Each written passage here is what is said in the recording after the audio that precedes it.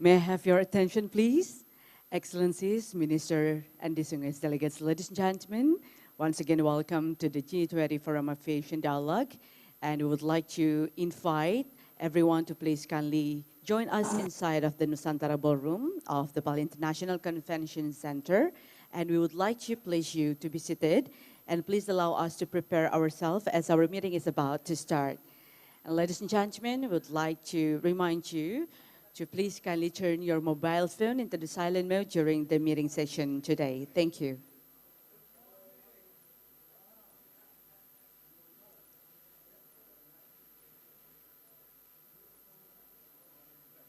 Excellencies, ministers, and distinguished delegates, ladies and gentlemen, we would like to welcome the Minister of Transportation of the Republic of Indonesia, His Excellency Mr. Budi Karya Sumadi.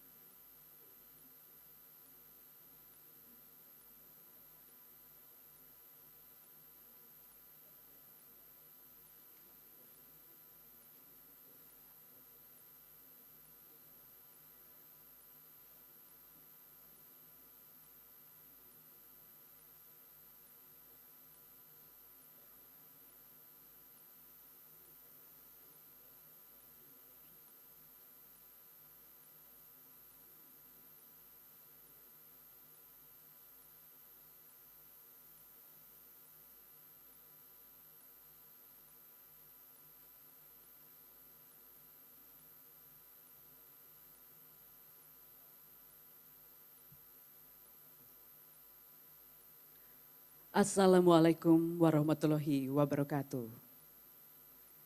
Shalom, Namo Buddhaya, Om Swastiastu.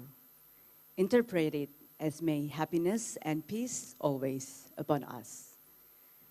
A very good morning, Excellencies, distinguished delegates, ladies and gentlemen. Welcome to the second day of G20 Aviation Dialogue on financial measures for the aviation recovery. It is an honor. My name is Putri Gorda to be the MC for the second day. And first and foremost, please allow me to convey our gratitude and warm welcome to the Minister of Transportation of the Republic of Indonesia, His Excellency Mr. Budi Karya Sumadi. Selamat pagi. Minister of Transport and Logistics Services, Kingdom of Saudi Arabia, His Excellency Minister Saleh bin Nasser Al-Jasser. Good morning. The President of the ICAO Council, His Excellency Mr. Salvatore Shakitano. All the G20 member state, Excellencies, Ministers of Transportation, all distinguished panel speakers and moderator, ladies and gentlemen. First of all, to warm up our session for this morning, may I have a big round of applause for all of us.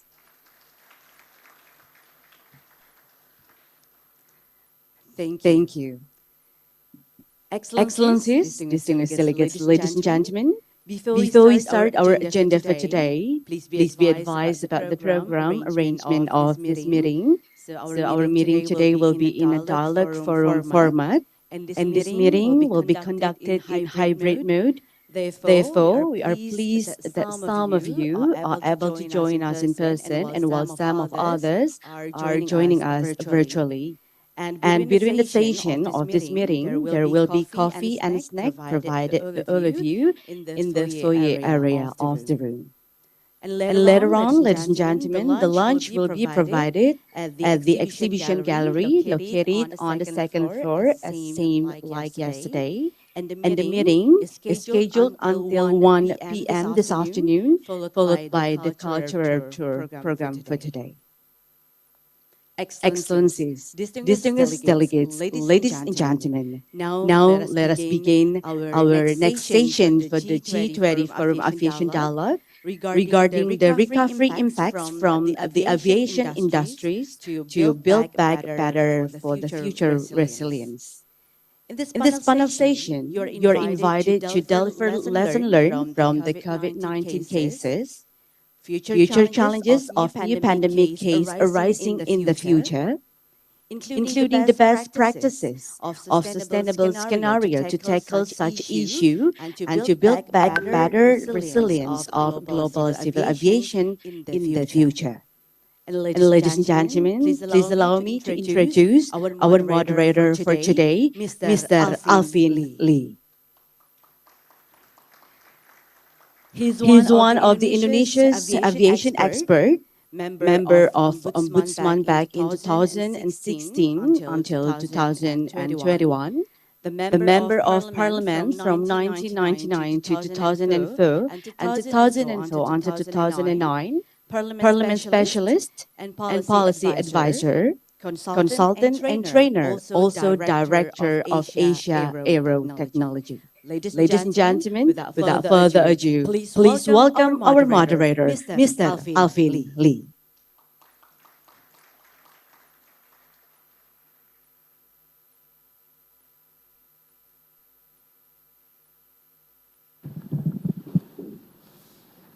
Excellency Bapak Budi Karya Sumadi, Minister of Transportation of the Republic of Indonesia, His Excellency Mr. Saleh bin Nasser, Minister of Transport and Logistics Services of the Kingdom of Saudi Arabia, His Excellency Mr. Salvatore Schiacitano, President of the ICAO Council, Excellencies, ladies and gentlemen, Rahajeng Semeng. Do you know what that means, Rahajeng Semeng? It's the Balinese version of good morning. So you have to add your vocabulary. You have been to Bali. When you greet someone good morning, you will say Rahajeng Semeng. And now for the second phrase, I'm sure you have learned from last night. Punapi Katra. How are you today? Yeah?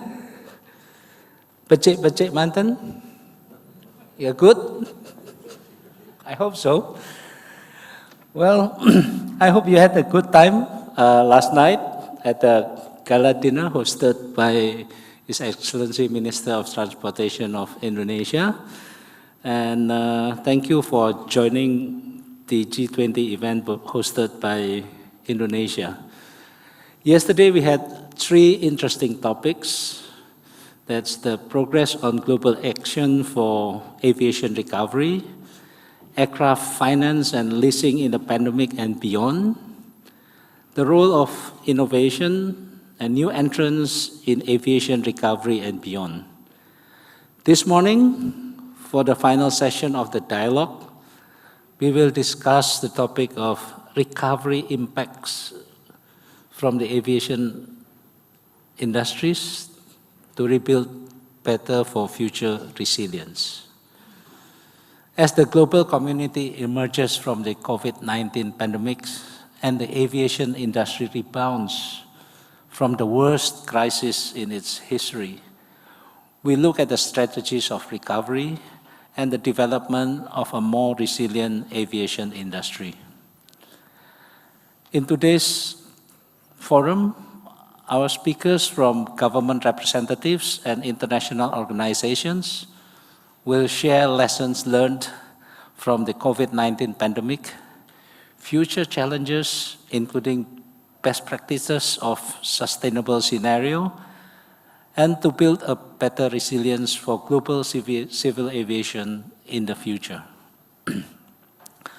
For the first session, I would request the honor of sharing information from His Excellency, Mr. Saleh bin Nasser, Minister of Transport and Logistics Services of the Kingdom of Saudi Arabia, to deliver his thoughts, experience, sharing, and best practices to build a better civil aviation for the future resilience.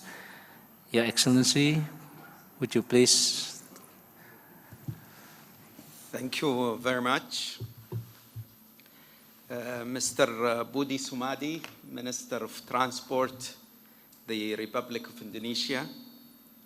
I would like first to thank you for hosting this very important event in the beautiful island of Bali with its unparalleled beauty and authentic culture. And thank you very much for the fantastic gala dinner last night. I promise you next time I'll be more prepared.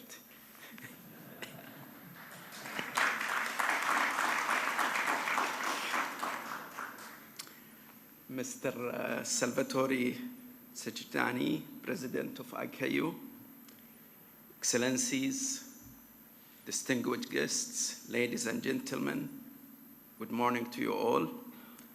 I'm delighted to talk about how Saudi Arabia's aviation sector is building back better by creating innovation and attracting new entrants to our sector. First, I'll give you an overview of our innovative and ambitious Vision 2030 and the unprecedented opportunities Vision 2030 is creating for the aviation sector. Second, I will say a few words about how Saudi Arabia is enabling innovation to build back better. Finally, I'll talk about Saudi Arabia's commitment to leading and supporting the global aviation industry. Ladies and gentlemen, Vision 2030 is a vision to innovate. Vision 2030 is the strategy by which we are building Saudi Arabia social and economic development for generations to come. It draws our nation's unique strength, our country's positions at the heart of the Arab and Islamic world, our investment power to achieve economic sustainability, and our location to drive trade and connect three continents, namely Africa, Asia, and Europe, including through the aviation. At the heart of the Vision 2030 is the desire to grow non-oil sector from less than 10% to 70% of GDP.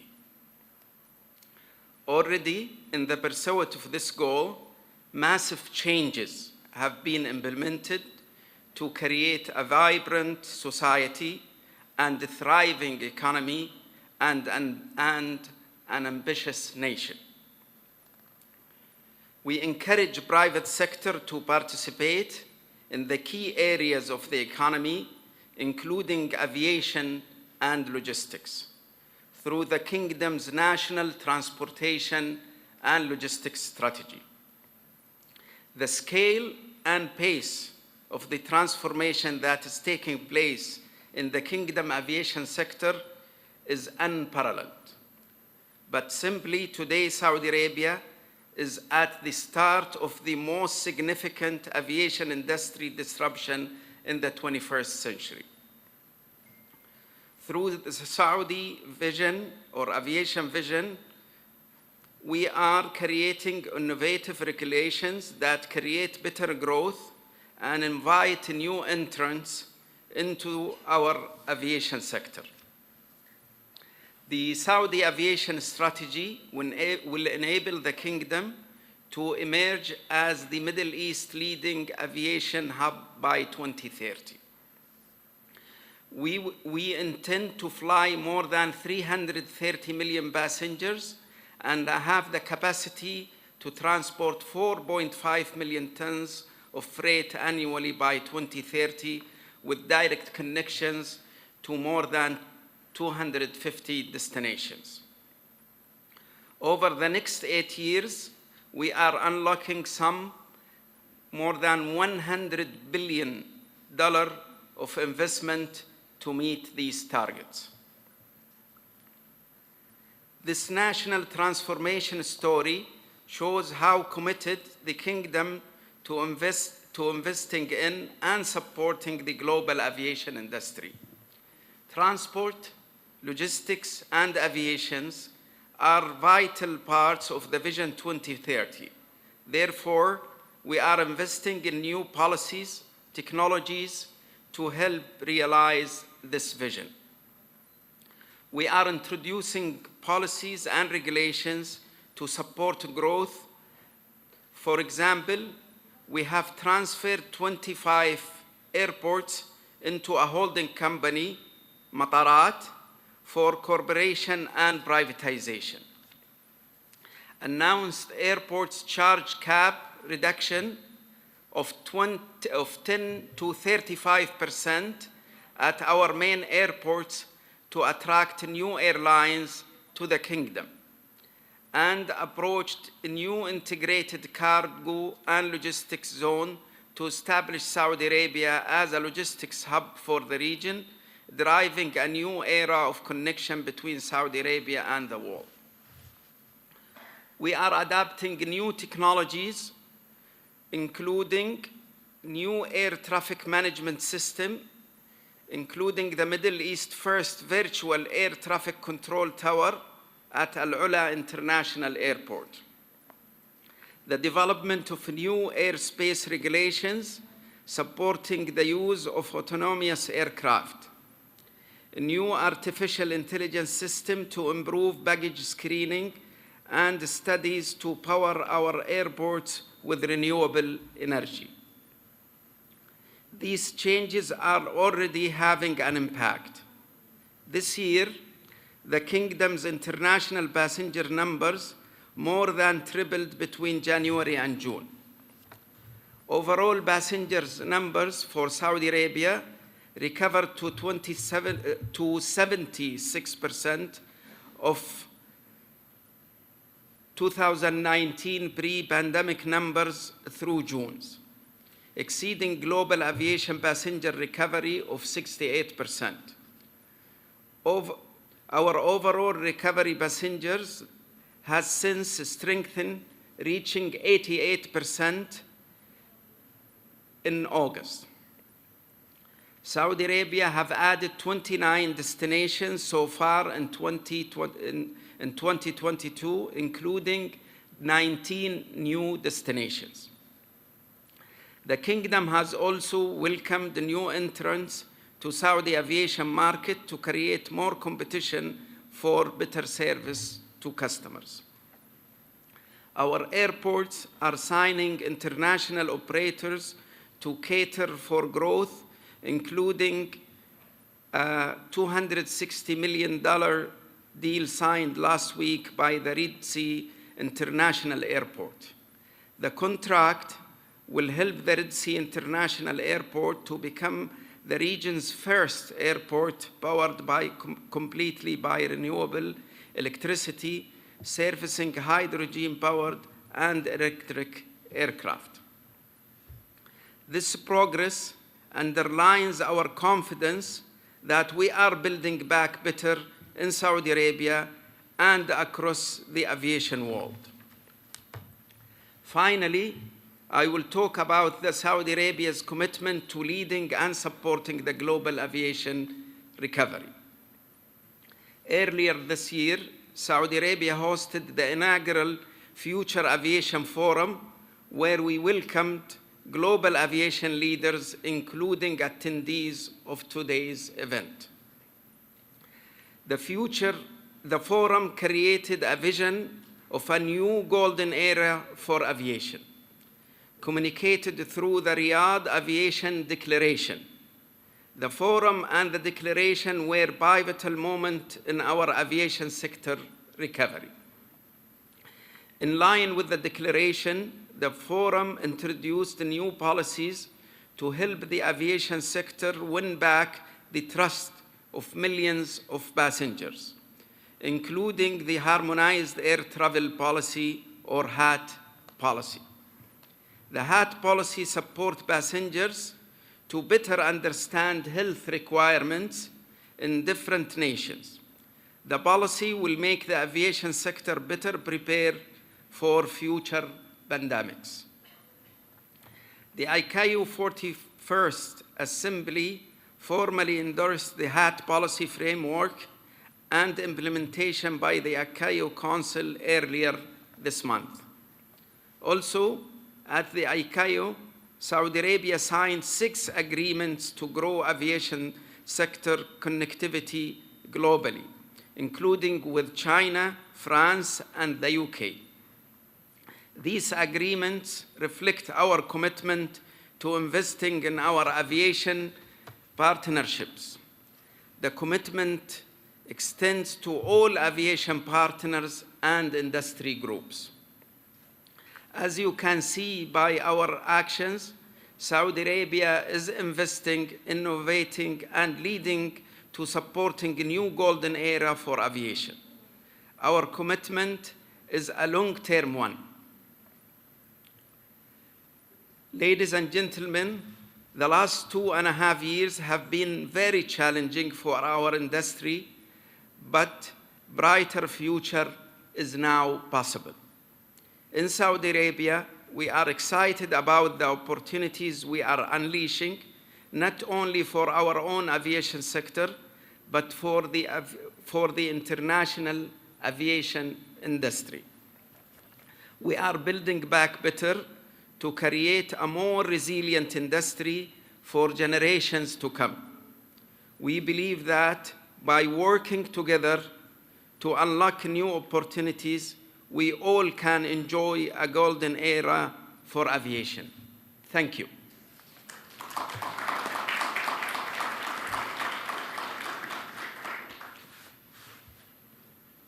Thank you, Excellency, for sharing the thoughts and strategies of your government to ensure Saudi Arabian aviation survived during the downfall of business operations as an impact of the pandemic. And I believe that we can learn from your experience. Ladies and gentlemen, let us now move to panel session. We have 6 panelists, including 2 who will be presenting through recorded videos. Now I would like to invite the 4 speakers who attend this forum in person to have their seats in front. Ladies and gentlemen, please welcome Senator the Honorable Carol Brown, Assistant Minister for Infrastructure, Transport and Regional Development of Australia.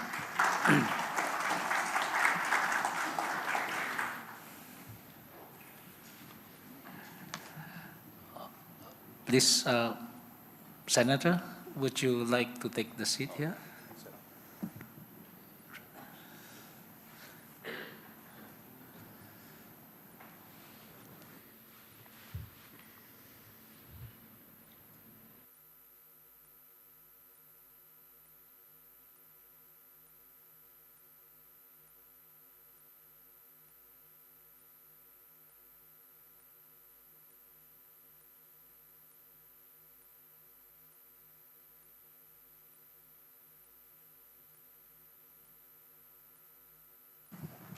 Next, I would like to invite Mr. Vincentius Jamadu, Deputy for Destination and Infrastructure Development of the Ministry of Tourism and Creative Economy of the Republic of Indonesia.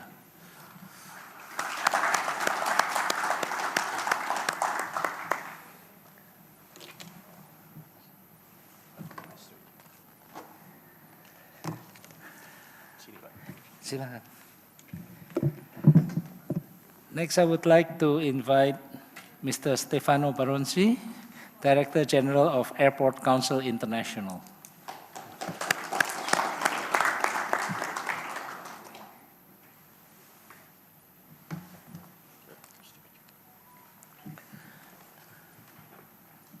And finally, I would like to invite the President Director of Angkasa Pura II, Mr. Muhammad Awaluddin.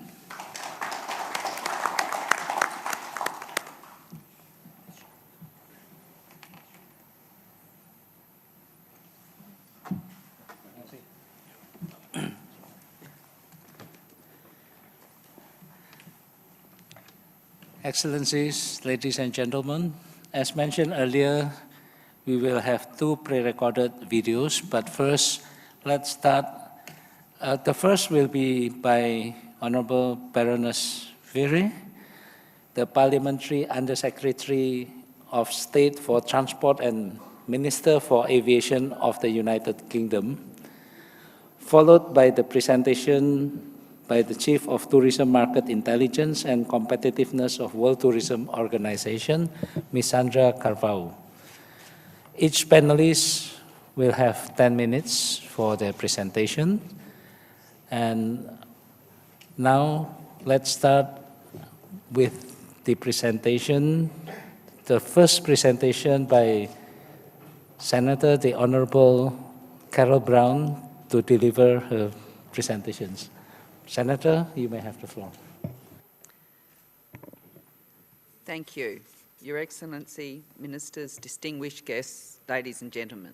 Air transport is a fundamental enabler of an economic growth and development for Australia, for our neighbours in the Asia-Pacific region and for countries around the world. COVID-19 has been the most sustained crisis ever in aviation history. For example, in Australia, prior to COVID-19 pandemic, Australia had 42 million international passengers travelling for the year ending 30 June 2019. For the year ending 30 June 2020, this had fallen to just 1 million international passengers. While the recovery is underway with 6.5 million passengers for the year ending 30 June 2022, there clearly is some way to go. We also recognise that all countries throughout the region and the rest of the world have experienced similar devastating effects on their aviation and related industries due to COVID-19. Like other countries around the world, Australia commenced the introduction of a range of health and border measures responding to the emergence of the COVID-19 pandemic in early 2020. The measures that most impacted aviation were in international and domestic travel restrictions, international border controls and quarantine arrangements. Recognising that these measures clearly impact aviation, from March 2020 onwards, a range of government financial and non-financial measures were put in place to support the Australian aviation industry. These measures had three core objectives: to maintain essential air connectivity without subsidising commercially viable activities, to preserve critical aviation capacity to allow the sector to restart after the pandemic, and to maintain international air freight export and import supply chains. Measures were also put in place to assist Australia's civil aviation strategy, safety regulator and air navigation service provider to supplement lost revenue due to aviation industry fee and excise waivers provided by government. With domestic passenger levels in Australia now near pre-COVID-19 levels and the sector working hard to meet the increased demand for travel, these support measures have largely been concluded. The COVID-19 pandemic has reminded everyone how critical international aviation is to the economies of countries around the world. It helps drive our tourism, education and trade industries in Australia. During COVID-19, international air freight operations were critical for the movement of international vaccines and medical equipment and supplies. In addition, international air freight operations helped with the movement of food and essential services and supplies to many countries, particularly in the Pacific region.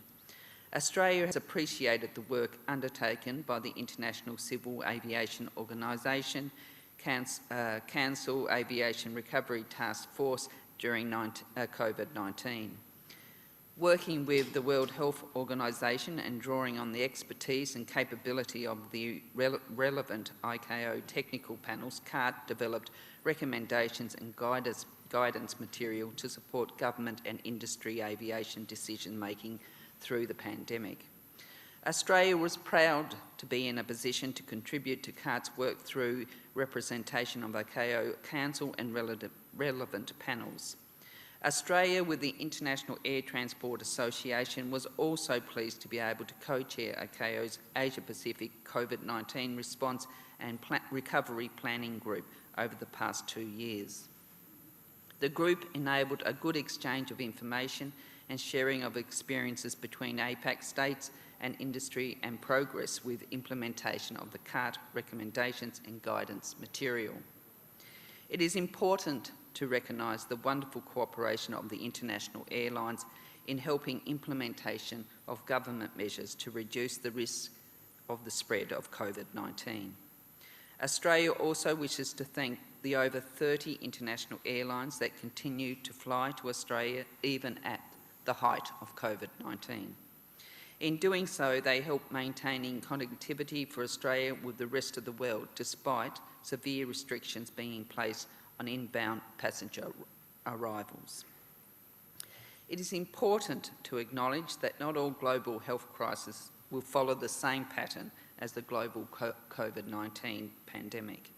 However, while lessons are fresh, the collective global aviation community should draw on our collective experiences and lessons learned to better equip us to respond to future health crises. We also need to acknowledge that individual countries are at different stages of responding to and recovering from the COVID-19 pandemic. States will also have differing resources and capability to implement new measures in a global environment where there is a residual financial stress and change fatigue from several years of COVID-19. We need to factor in these matters and take account of them if we're able to have a recovery which provides opportunity for all 193 ICAO member states, including in the Asia-Pacific region, to participate in the recovery of the aviation sector. A large amount of work has already been undertaken, including by ICAO through the CART mechanism and through groups such as the ICAO Facilitation Panel. A large amount of work is also needed by states and by the ICAO Council to develop a unified framework to enhance national and international cooperation across multiple sectors to improve the effectiveness of global management of public health risk in aviation. The development of this framework was supported at the recent ICAO Assembly in Montreal, but will take time to develop given the significant number of differences between international travel facilitation systems around the world. It is also the case that ICAO Annex 9 covering facilitation already sets out a range of international standards and recommended practices for states to follow to improve their existing approaches to international travel facilitation and health risk management. We encourage all states to increase their implementation of these standards and recommended practices. There are strong signs of recovery in aviation following the COVID-19 pandemic. For example, one of our major airlines, Qantas, has recently announced an expected return to profitability in the first half of the current financial year. The International Air Transport Association announced passenger data for August 2022 showing continued momentum in air traffic recovery. Total traffic in August 2022 is now around 74% of pre-crisis levels, and global domestic travel for August 2022 is at 85% of the August 2019 level.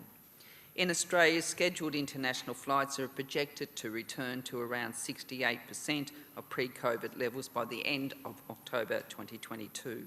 51 international airlines are now operating to Australia compared to 34 during the peak of COVID-19 and 61 pre-COVID. The aviation industry and stakeholders have reiterated that the recovery of the international aviation will be gradual.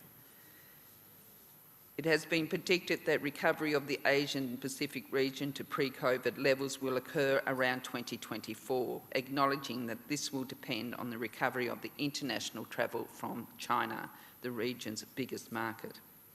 Governments can help with a safe and sustainable recovery through measures such as the targeted tourism campaigns. In this regard, Australia launched a new international tourism campaign, Come and Say G'day. We believe there is pent-up demand for international travel and that Australia is a destination that tourists want to come back to and visit again for the first time. We also believe there are destinations like this one people want to return to and enjoy the wonderful hospitality of our Indonesian hosts. Australia looks forward to working with our colleagues in the Asian Pacific as we move forward with the recovery of aviation regionally to ensure a safe and secure return to aviation growth. We welcome the adoption at the ICAO Assembly of the long-term aspirational goal for international aviation of net zero carbon emissions by 2050.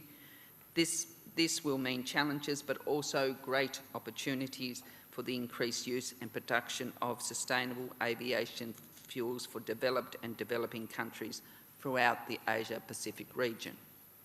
This goal is consistent with commitments already made by major international associations such as IATA, the Airports Council International and the Civil Air Navigation Services Organisation. In conclusion, as an elected representative of Tasmania, an island state of Australia, I am very familiar with the critical importance of international and domestic aviation to economic and social connectivity. As such, I am very supportive of government and industry efforts to facilitate the recovery of aviation coming out of COVID-19 and look forward to this recovery continuing over the next few years. Thank you.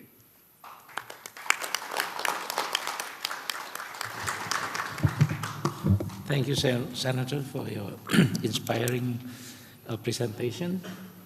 Next, I would like to welcome our second panelist, Honourable Ms. Baroness Vere, Parliamentary Under-Secretary of State for Transport and Minister for Aviation of the United Kingdom, who will deliver her speech through a pre-recorded video. Hello, everyone.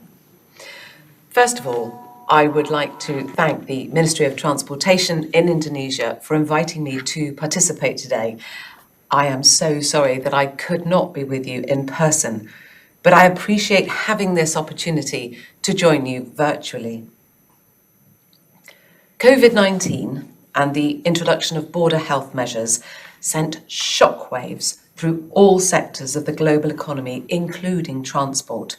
But it had a particularly profound impact on aviation, grounding fleets across the world. Thankfully, now that international travel is increasing once again and aviation is starting to recover, this is an appropriate time to reflect on our response to the pandemic and to consider what lessons we can learn for the future.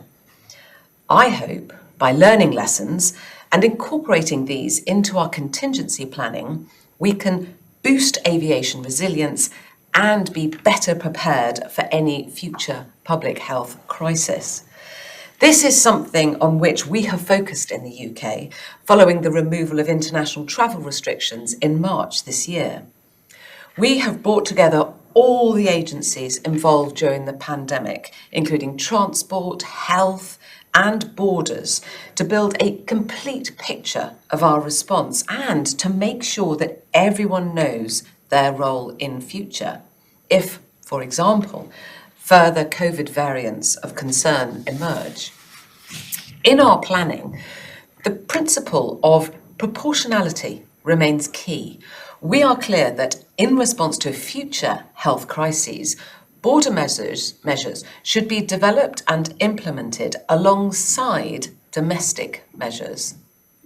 With regard to specific international travel measures, these will be considered on a case-by-case basis, weighing up the risks and ensuring basis in scientific evidence, with any reintroduction of measures proportionate to the variant's unique properties and prevalence within a country.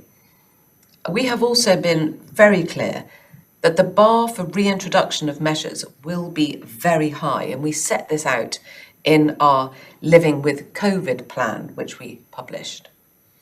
The UK stands ready to discuss lessons learned and approaches to wider contingency planning, and we would welcome further discussions within the G20 and indeed bilaterally with states and industry stakeholders. And of course, each country will plan its own response and specific international travel measures, reacting to individual circumstances. But national planning will only ever get us so far. As the pandemic unfolded, the need for worldwide coordination and information exchange became more and more evident. Considering the scale of the challenge, the international community worked well together, both monitoring and responding to the spread of the virus. But there's also room for improvement, especially in the way national and international transport and public health agencies collaborate. So that is why, with the help of the International Civil Aviation Organization and the World Health Organization, we will step up efforts to deal with future health outbreaks, and in particular, establish a common framework to reduce the disruption to air travel. It is vital that we all use the expertise of international organisations to develop this work and ensure we are all well prepared in case border measures must be reintroduced. At the recent 41st Assembly of ICAO, the UK was a strong advocate for 3 concrete actions to strengthen future aviation resilience. Firstly, develop a public health response framework specific to the aviation sector to guide both states and industry in future health crises. Secondly, conduct a review of ICAO guidance issued throughout the pandemic to ensure that crucial lessons are applied to future planning.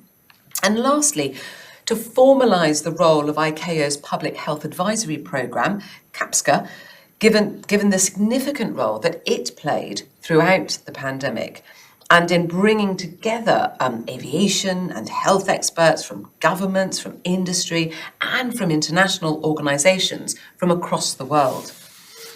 As a result of widespread support, and including from many of our G20 partners, we were pleased that the Assembly committed to taking these actions forward. Now it is our collective responsibility to ensure aviation is as prepared as possible for the next public health emergency, and the G20 is uniquely positioned to take a leading role in that process.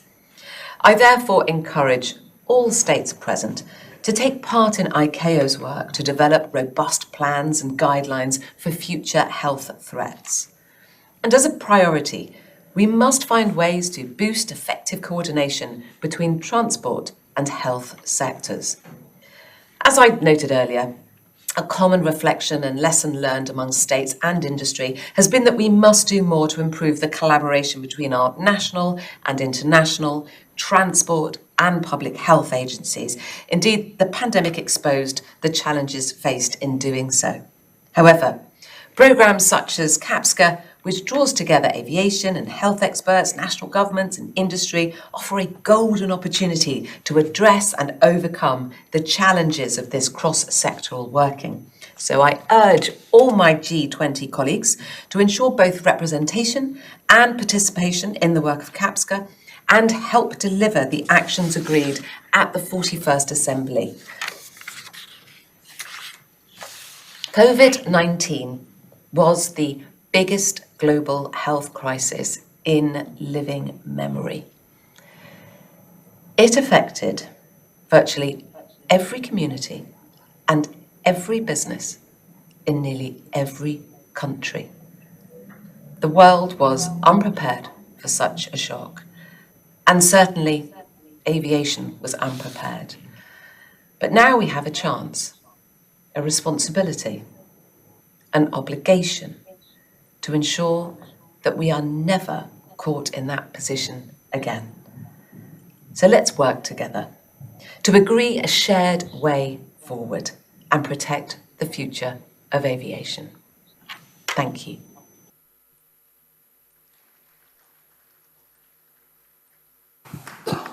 Thank you for the presentation from Honorable Ms. Baroness Vere. Next, we would learn how COVID-19 impacted the tourism industry in Indonesia and how Indonesia coped with the impact of pandemic and how is the strategy to recover. It is my pleasure to invite Vincentius Jamati, Deputy for Destination and Infrastructure Development of the Ministry of Tourism and Creative Economy in Indonesia. Pak Vincentius, please.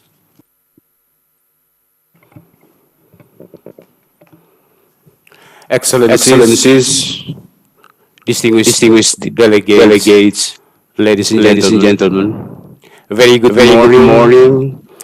And first of all, on behalf of the Minister Tourism and Creative Economy, I would like to welcome all the delegates to Bali, to wonderful Indonesia.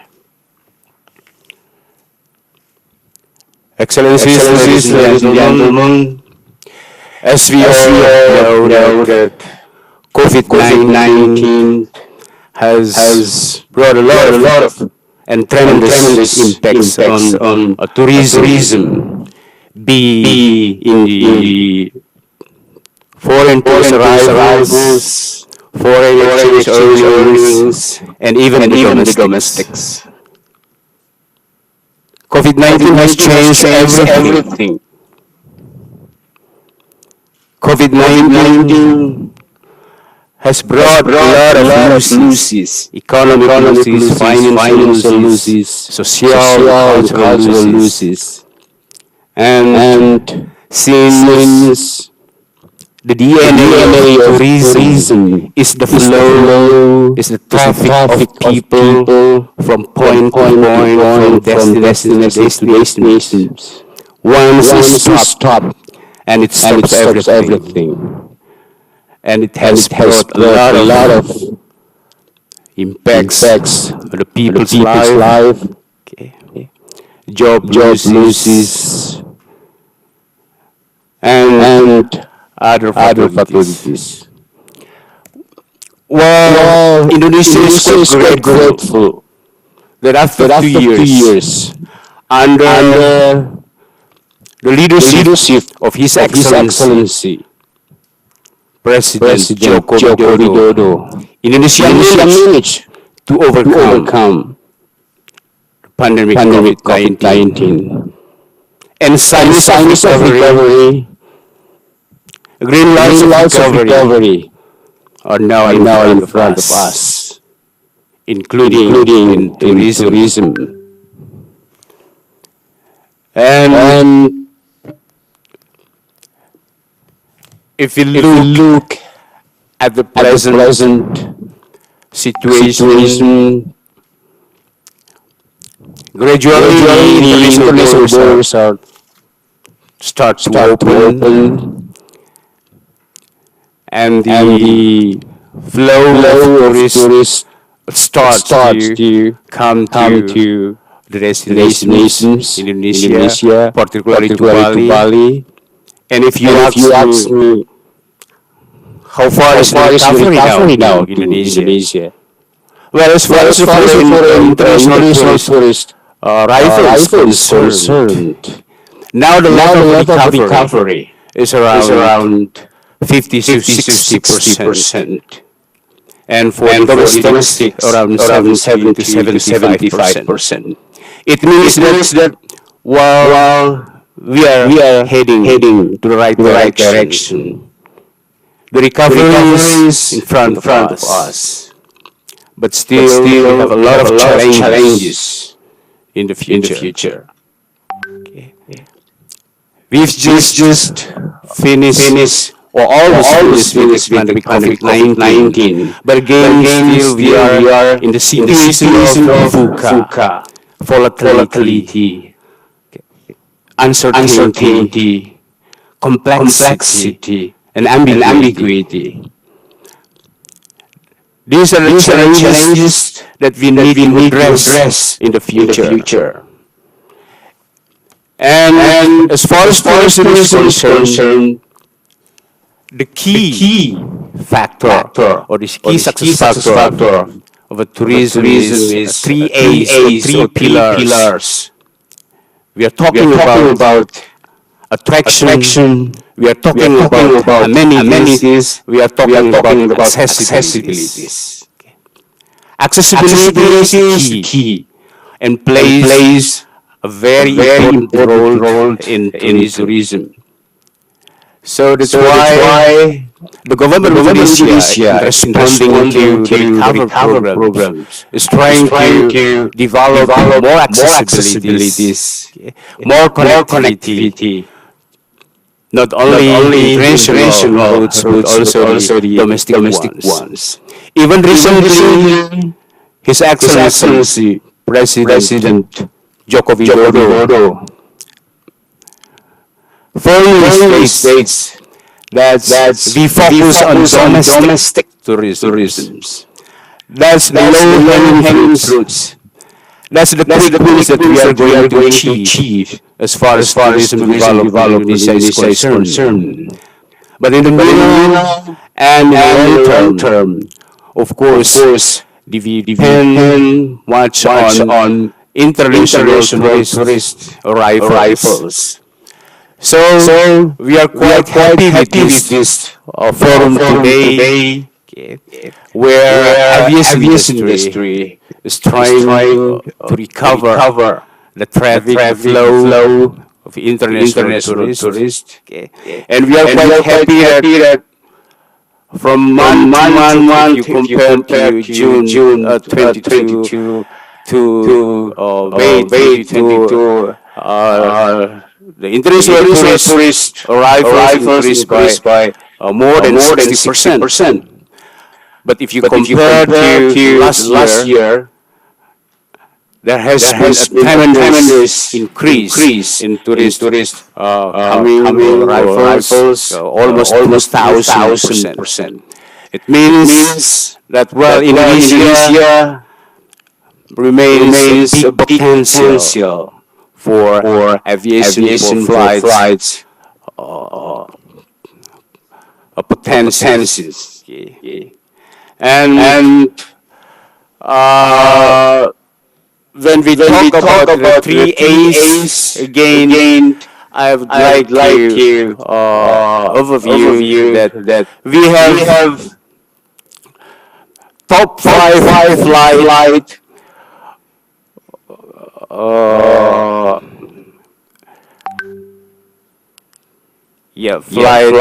airlines. We have originals from Singapore, Kuala Lumpur, Melbourne, Sydney, Perth.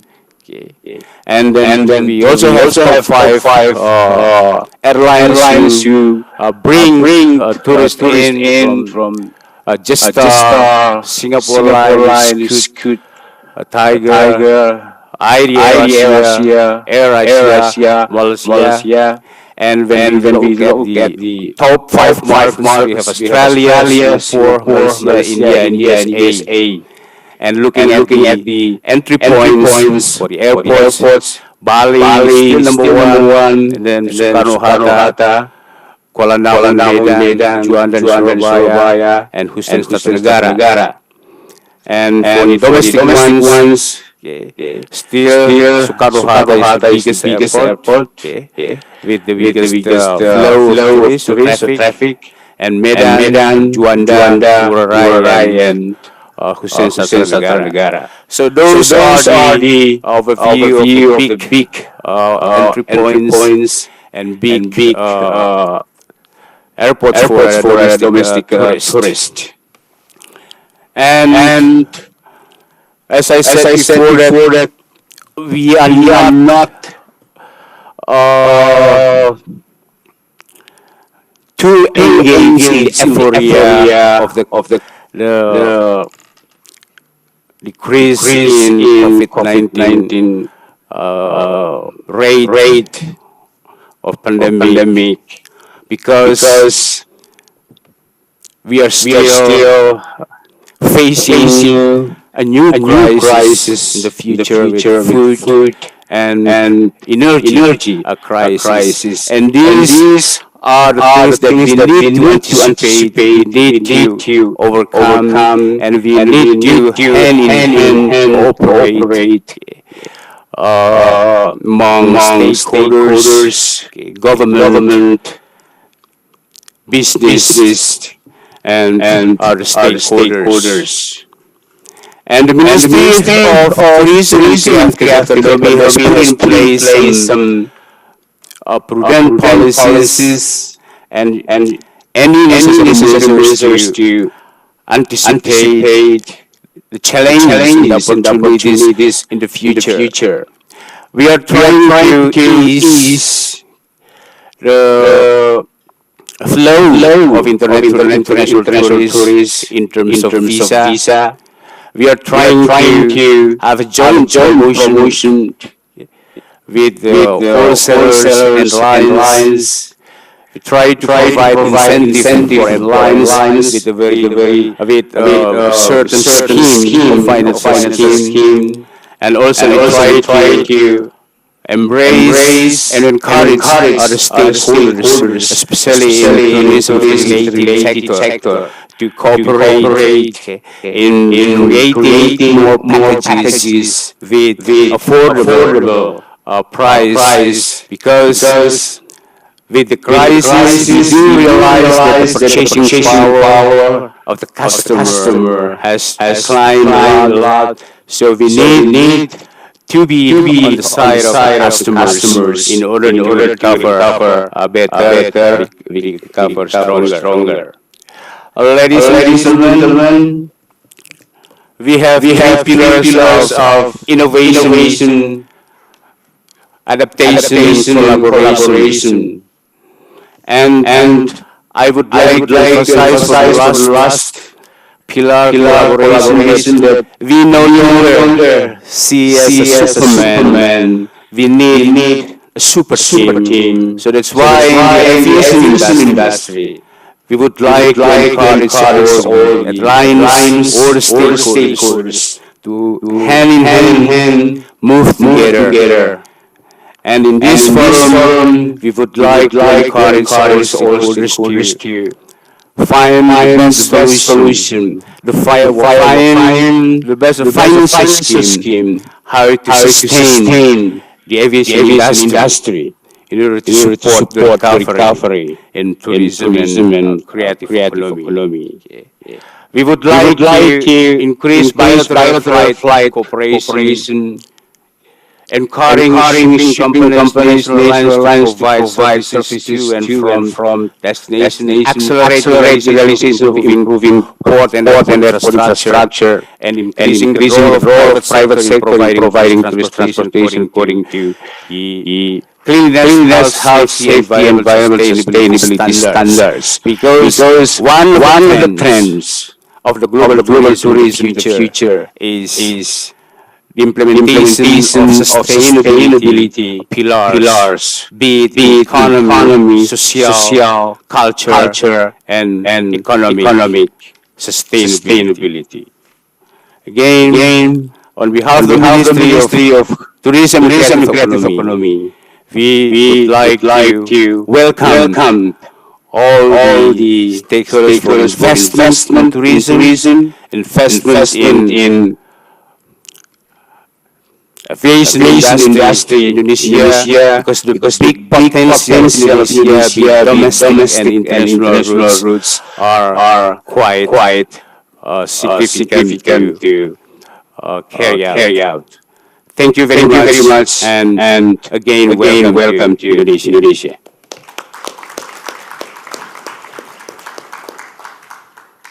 Terima kasih Pak Vincent Chius. Thank you for sharing, and we certainly hope that Indonesia's tourism will recover sooner and grow stronger. Excellencies, ladies and gentlemen, next we will have the perspective from the United Nations World Tourism Organization, about how the COVID-19 COVID-19 pandemic pandemic affected affected tourism tourism industry industry through the through the pre-recorded pre-recorded message in the message in the screen. screen. Hello, it's a pleasure to join you from Madrid, the headquarters of the World Tourism Organization, on this important occasion to discuss aviation and the impact of the crisis and how we move forward to build back better. Allow me to share some slides to see what has been the impact of the crisis and how we should move. Before that, I would like to thank our hosts and praise the presidency for the leadership that it has taken during this year, a challenging year in all fronts. The presidency of Indonesia, and I want to greet Minister Uno, has been really exemplary in bringing us all together, countries, international organizations, also civil society, to really discuss a broad range of issues that are having an impact on everyone's lives. So if we look into what has happened in terms of tourism, allow me to obviously recall, and we all know that we have lived the worst crisis ever in our sector. Aviation, most of the tourists actually traveling internationally use planes to go to their destinations, has naturally been one of the hardest industries. Overall, the tourism sector has gone back to levels of 30 years ago in the year 2020 and in the year 2021. This is impressive when you think about businesses and communities that depend on tourism and on aviation. Exports from tourism declined by over 60%, and the tourism direct GDP was cut by half in the economies worldwide. The G20 economies felt the same impact, with different levels as we moved along and borders started to open, but still with a huge impact in the overall economy and particularly in small businesses. So how much have we recovered by now? According to UNWTO data, between January and July of this year, over 170 million international tourist arrivals were recorded. This means we have recovered almost 60% of the levels we had pre-pandemic. The same is true for air capacity, as our colleagues from ICAO know, but this is also very diverse between regions. Europe, where there has been a significant advancement in vaccination, but also in the coordination for travel, has recovered quickly. The Americas as well. Asia and the Pacific, where many countries until July were still closed, was only at 14% of their pre-pandemic levels. This, although the situation was this in July, is improving significantly, as we've seen in Indonesia, and we see in many other countries of the region who have taken decisive steps to open their borders and remove COVID-related constraints. So what has happened around the world? We are still at minus 43%, as I mentioned, with different levels around the world, from the Americas to Asia, the Pacific, as the most impacted region. What has happened as well in the G20 economies reflects this really diverse situation in terms of regions.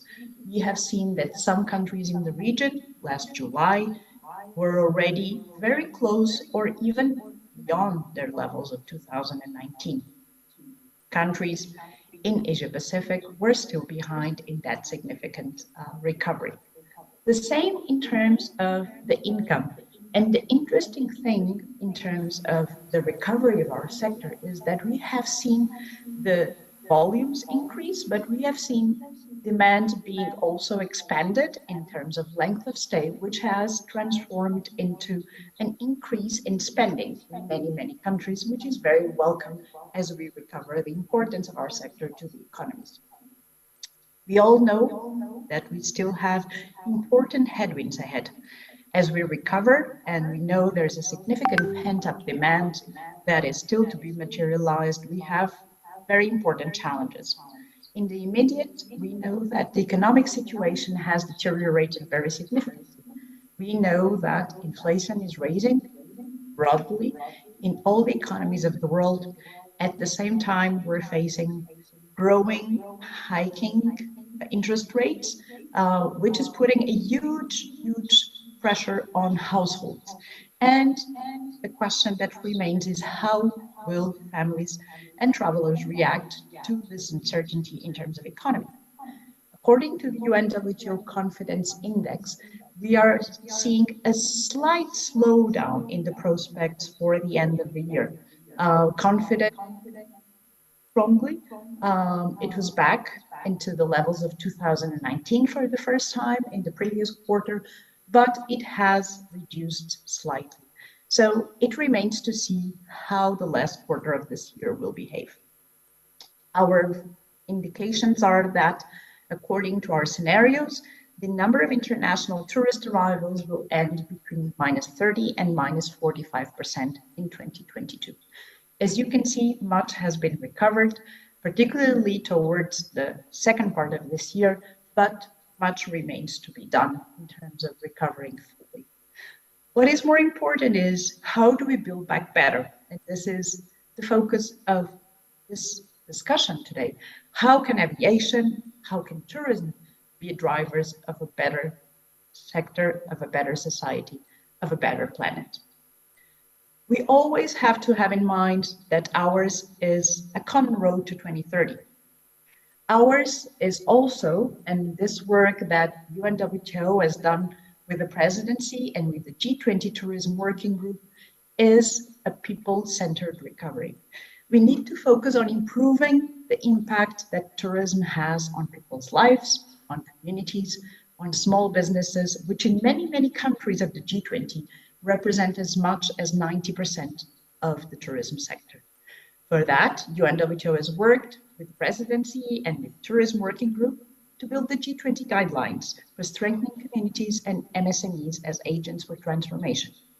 In that document, which has been welcomed by all the G20 economies and also guest countries, we have given some recommendations on how to work together for very important pillars. Human capital, which is critical, and definitely we have seen this summer, particularly in airports, how challenging it has been to adapt and to attract human capital to the sector.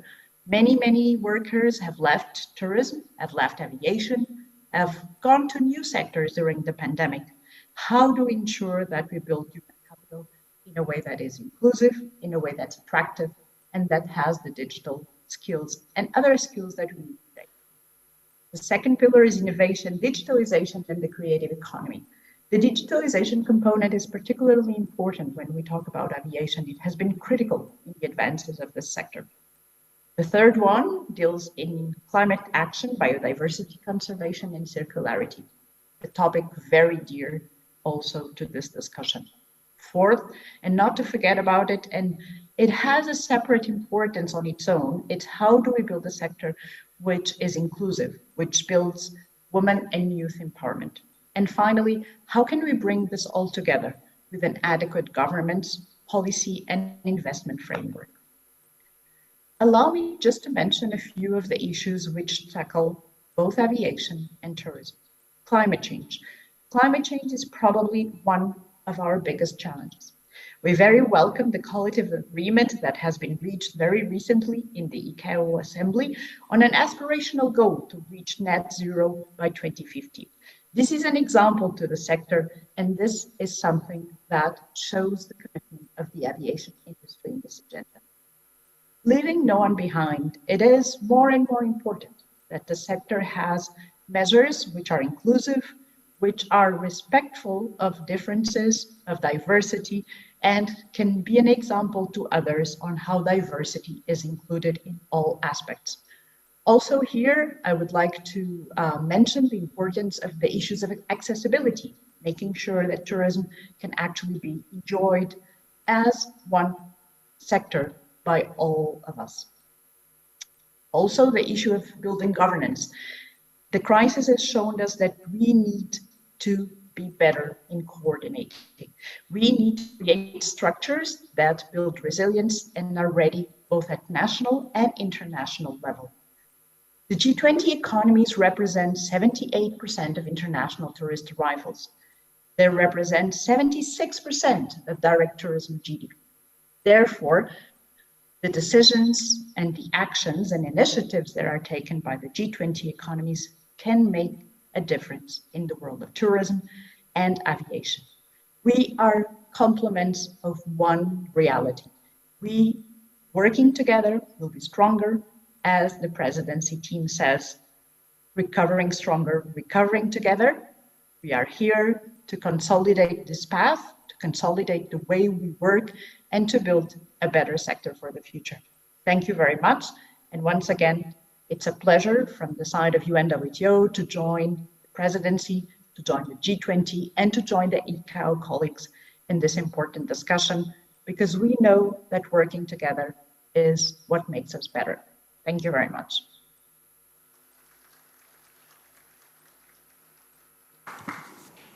Excellencies, ladies and gentlemen, that was the presentation from Ms. Sandra Carvalho, the Chief of Tourism, Market Intelligence and Competitiveness of the World Tourism Organization. Ms. Carvalho was the Chief of Communications and Publications for 8 years, and where she was responsible for UNWTO's strategic positioning. Moving on to the next two speakers, we will be able to observe the perspective from the airport industry. Please welcome Mr. Stefano Baronzi, the Director General of Airport Council International. Please.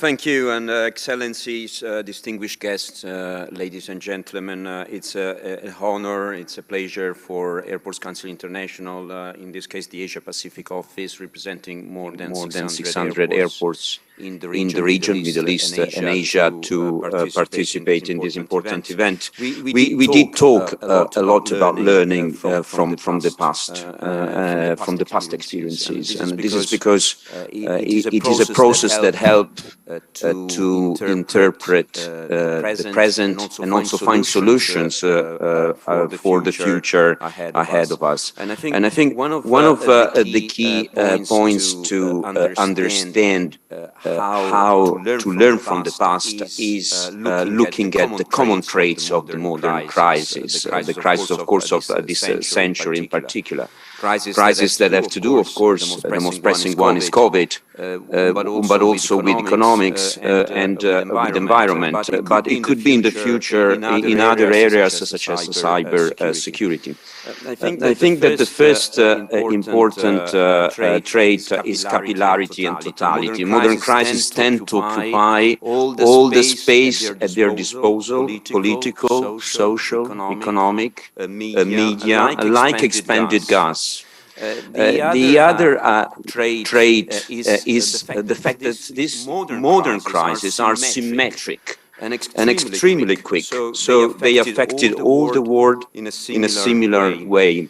Even with differences in grade and small time gaps, they had the same impact on all nations, very quickly losing any regional or national connotation.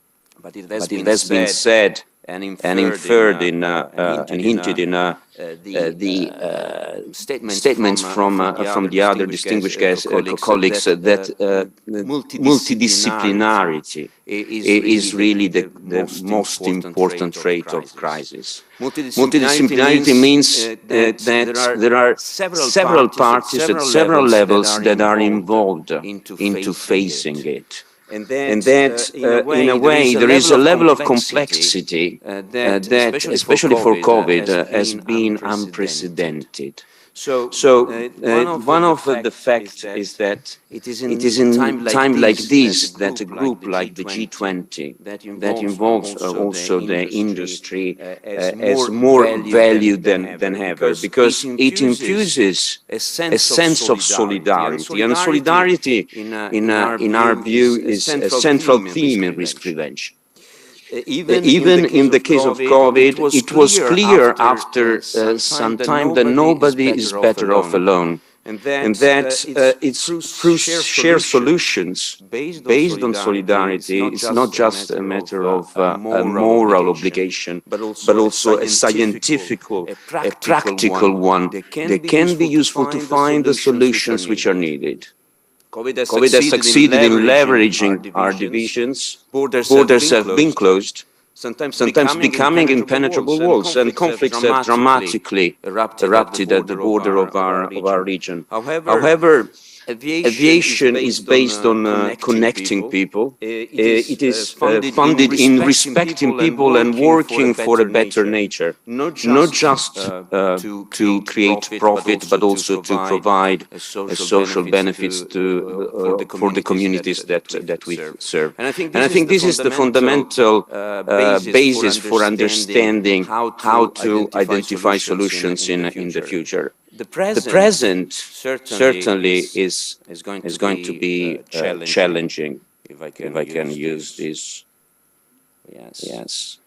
So where we look at the recovery and where we are, Asia Pacific is moving more slowly, and we know, than the other regions in the world, and this is up to 2022. But if we look at the future, and I try to go quickly, and actually this is the current situation. Up to mid-September, a robust sample of airports show that in Asia Pacific the Green Line has recovered only to a limited extent compared to the light blue in 2019. So there is still a minus 57% that have to be recovered. It doesn't mean that the relevance of this region, in particular Asia and Middle East, is significant. And actually you can see this reflected in the domestic routes in terms of seat capacity, both at domestic and international level. You can see that most of them are located to connect either countries within Asia or within the Middle East, and some of them beyond it. So it will be crucial to understand what the solutions will be taken in this region. And I have to say, this is a region that, according to the forecast of ACI World, will be the ones to suffer the most by the end of 2022. 1.8 billion passengers will be welcomed by airports by the end of this year. This, of course, is a forecast. There may be some little changes into it, but what matters is that, first of all, there will be a likely loss of more than 1 billion passengers, and secondly, that the level of competitiveness of this region compared to the other regions like Europe and North America is certainly diminished because of all the travel restrictions that have been imposed for quite a longer time. Now, what this means? It means a lot, because if we consider that Asia was the dominant region in terms of passenger traffic and also cargo traffic, and this was the case since 2011, and it remained the case until 2021. Now Europe and North America, at least as far as 2022 is concerned, are moving ahead. And the level of traffic that we will be welcoming by the end of this year is the same level of traffic that we had in 2012. So there is a lot of work to do. It's a kind of back to the future, and is a lot of work to do, because in a way, the recovery, the cost will be a cost-intensive and revenue-weak recovery.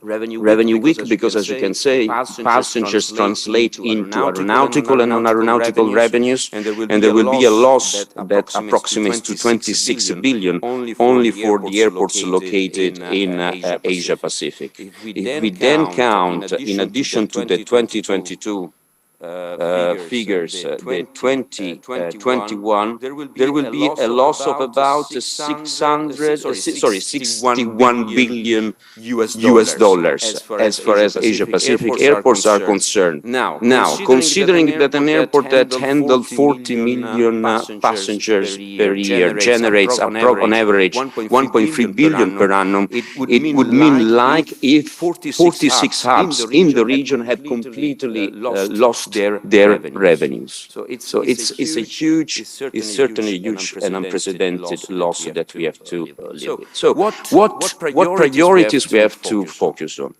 From the ACI perspective, Partnership is the key word. Multi is linked to the multidisciplinarity to address future pandemic risks. And on this point, I think that we have to recognize the huge work made by ICAO and crystallized in the discussion just ahead in Montreal.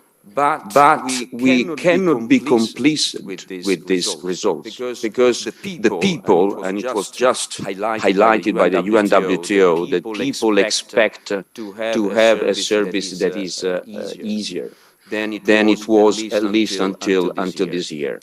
So I think that the first point to bear in mind is that this is a risk that we may have in the future. That because of that, we have to continue to work, and we urge the G20 states to do so with ICAO and the WHO on optimizing processes and tools that can enable a rapid, informed and coordinated response, not only at national but also at international level for similar crises. Working on ICAO standards and recommended practices in the longer term for similar crises and adapting the principles already in place is also an important work that we will have to consider. Travel restrictions are not effective to reduce the peak of cases, and this is one of the conclusions that has been drawn by the WHO. So benefit in delaying the spread of the virus has been outweighed, especially in 2021, by when the knowledge, the level of vaccination had increased significantly in most of the states. It's outweighed by the damage on the economy and the society that will go well beyond the forecast 2024 that we consider as the year to get back to 2019 levels. So we did our study, we followed science, and one of the key studies that we look at, especially in a scenario of Omicron, but also modeling some scenarios of a more infectious variant than Omicron, was that the gain collected in terms of delaying to reach the peak was relatively insignificant compared to the impact that these measures had on the economy and the society. And by the way, this modeling exercise were done in mid-2022 when we did not know that there could have been an Omicron plus or a more infectious variant, something that materialized eventually. So this is another important lesson, in my opinion, how the states and the G20 states have reacted in a kind of harmonized way. So they reopened the borders, with the exception of China, and Japan has been one of the last ones to do so. There will be certainly a positive impact, but I want to remind the fact that for most of the industry operators, tourism included, connectivity will be the key issue to address, and connectivity is something that is still lacking in our region. This is considering connectivity from the point of view of Europe versus the other region. So if I can, struggling still with this remote control, I move to the second and last point, which has to do with the second priority, sustainability, growing, considering that Asia will get better, certainly. In the longer term, it will be the region to regain the dominant position that he has. And the decision taken at Montreal level has been crucial to look at the future in a more sustainable way. With the level of engagement the states are demonstrating in terms of recognizing the importance of a target, a joint target through policy documents, legislation, or simple declaration. But at least now we have a framework within which states, according to their capacity, can move in. And airports are also doing their part. They have committed to the zero emission target by 2050, and some states such as Australia, Japan, Cambodia, and India have done a lot so far to work on that, supported by the by the governments in terms of policy, but also by the industry through models, frameworks, benchmarking that are internationally recognized, like the airport carbon accreditation that is now welcoming more than 400 airports to measure their carbon footprint in the future and their improvements. And to conclude, let's not forget that this is the region where there are megacities, where the propensity to fly is extremely low compared to the other regions. There is no way we can dispute the fact that congestion will get back here. And Indonesia is an important case. Until 2019, there were a lot of demand, increasing demand. There will be more than 11% growth over the next 15 years. We will have probably by 2040, 400 million passengers using this infrastructure. So what we have to do is also building for the future and making sure that the passenger can get the service, that the investments are there, because more than 50% of the capex, of the total capex, will have to come from here. More than 44% of the green airports, greenfield airports, will be built in Asia, not in other regions. So to conclude, and I get to the two main recommendations. The first one, take the lead and work through the WHO and ICAO on a rule book for future responses to possible rebounds of COVID-19 or other pandemics. And secondly, work together and lead the development of appropriate roadmaps and related policy regulatory actions at global level to implement and deliver the long-term aspirational goal without prejudice the infrastructure development needed to meet the demand of the future. Thank you. Thank you.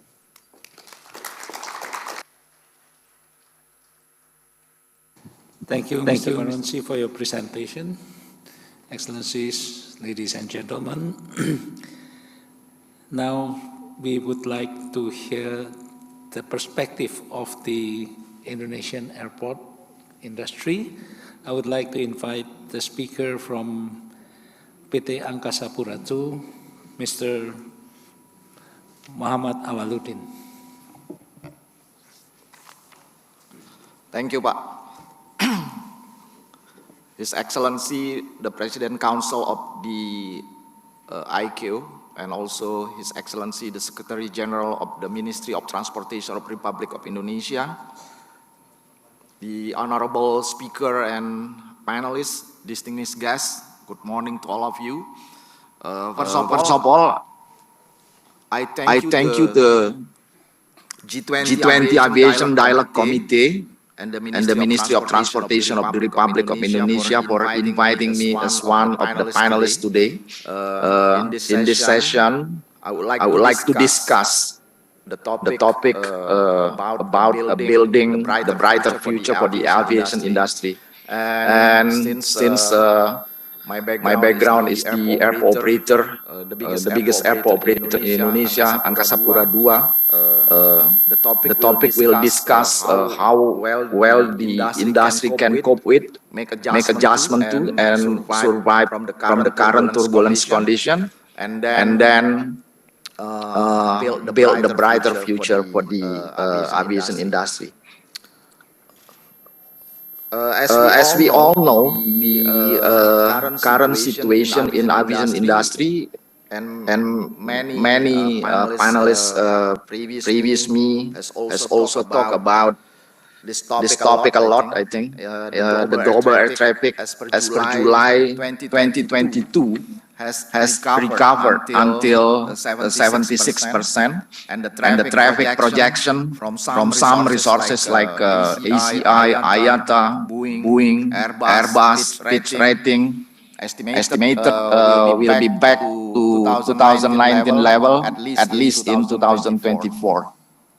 So for the information, I think AP2 or Angkasa Pura II airport operator in Indonesia, we are managing 20 airports in western part of Indonesia, and all 20 airports in AP2, the traffic projection for this year, estimating will hit 60 million traffic passengers It means the recovery level around 67% from or comparing 2019.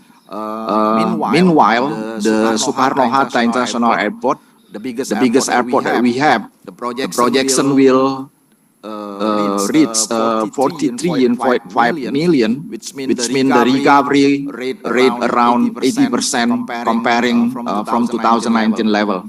But the path to full recovery still remains challenges and some need to consider. The first one is traffic recovery from COVID-19 had several risk factors, whether it's had positive or negative impact for the recovery, like geopolitical crisis, economic downturn, pandemic with new virus variants, and supply chain, and also labor shortage in all had negative impact to the recovery. But there are also another factors like revenge travel and vaccination and reduction restriction that will have positive impact for the traffic recovery. The example for revenge travel in Indonesia are Umrah traffic that significant increases in international airport in some airport in Indonesia. The second challenges need to consider is potential long-term reduction in travel demand, because the demand had divided into several types of demand. Those are business travel with 35% composition in average, leisure travel around 25%, and VFR travel, which is visit friend and relative. It's around 40%, and each type had impacted differently for the traffic recovery. And the last challenge, I think, dependence of the airport to its ecosystem. COVID-19 crisis spotlights the hidden weakness.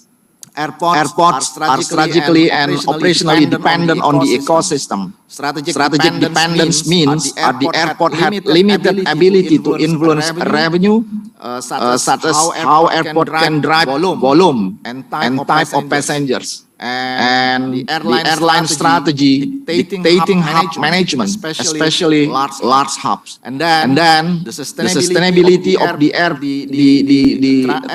transport depending on the development of clean energy by the third parties. And the last, I think government regulation play a key role in airport development. So far, the issue, I think airport operator need to create strategic collaboration and alignment with the ecosystem. Meanwhile, for the operational dependence, several learning from pandemic of the COVID-19. The airport had limited interfacing between its ultimate customers, airline who manage passengers' relationship, not airports. And the airport has no direct access to its passengers' information. So therefore, currently many airports build direct relationship with their passengers through the apps or mobile apps or other technology. Distinguished audience, ladies and gentlemen. In the face of the headwinds, airport operator need to improve the ability to anticipate and adapting to changes in travel demand. We need to improve the ability to developing agile infrastructure that will provide flexibility of the infrastructure to adjust from rapid increase or decreasing of the passengers to make operation more efficient, and also can rethinking of the process or flow the passengers. And after that, I think the airport operator also need to embrace technology in all aspects of operation, including planning, customer experience, retail, shopping, and all the key airport processes which can increase customer experience and satisfaction. And the last but not least, I think airport have to create innovative business model, especially for the partnership model, including modeling for collaboration with the airlines that can bring win-win solution for every challenges that we face together. Airports need to work with the local government authorities to create marketing campaigns that promote travel and that align travel guidelines with the coronavirus restriction.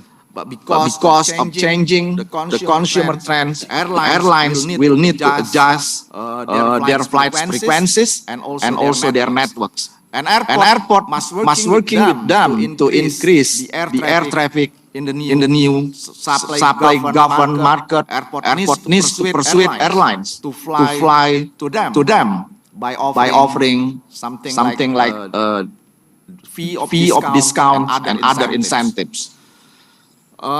In today's era, airport operator need to be agile to changing demand through up-to-date planning, deployment of data analytics to support planning and incorporating scenario of forecasting. The current situation for planning frequency is the traffic forecast only for a year to 6 months in advance, and only make small adjustment in the final 6 months. We need to improve the weekly or bi-weekly forecast for capture demand precisely, so airports can adapt, realize saving and seizing some opportunities. For the nature of data, usually we only had from two sources: airlines capacity forecast and the airport's long-term forecast. Because the demand had many factors that can impact it. So we needed to change to highly granular input data, includes millions of variables. The source of data will include epidemiological models, macro indicators, consumer sentiment, and spending analysis, web activity, and also, of course, the airline data. And the last one about the scenario forecasting. Today, we have to develop forecasting including multiple scenario using big data analytics and artificial intelligence with special algorithms for the airport to take some behavioral data from the customers to help the airport operator can cope with the uncertainty by enabling the flexible and robust operational planning. Distinguished guests, distinguished audience, ladies and gentlemen, now we focus on the route to recovery. How can airport operator emerging the stronger after the pandemic? The first thing is we will revisit the overarching operating strategy in light of the pandemic's impact. Before we board the route to recovery, I think we have to analyze the financial measures, how revenue works, and support cash flow management, and how the OPEX manage airport operation, and how CAPEX and funding creating impact for the balance sheet.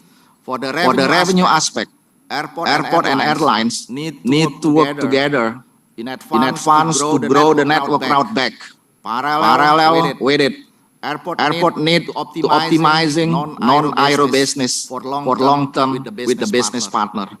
For the operational expenditure aspect, especially after pandemic, airport operator need to accelerate a smart airport implementation, such as leveraging big data analytics and also artificial intelligence to revisit airport processing and improve the efficiency, resource planning, and also customer experience.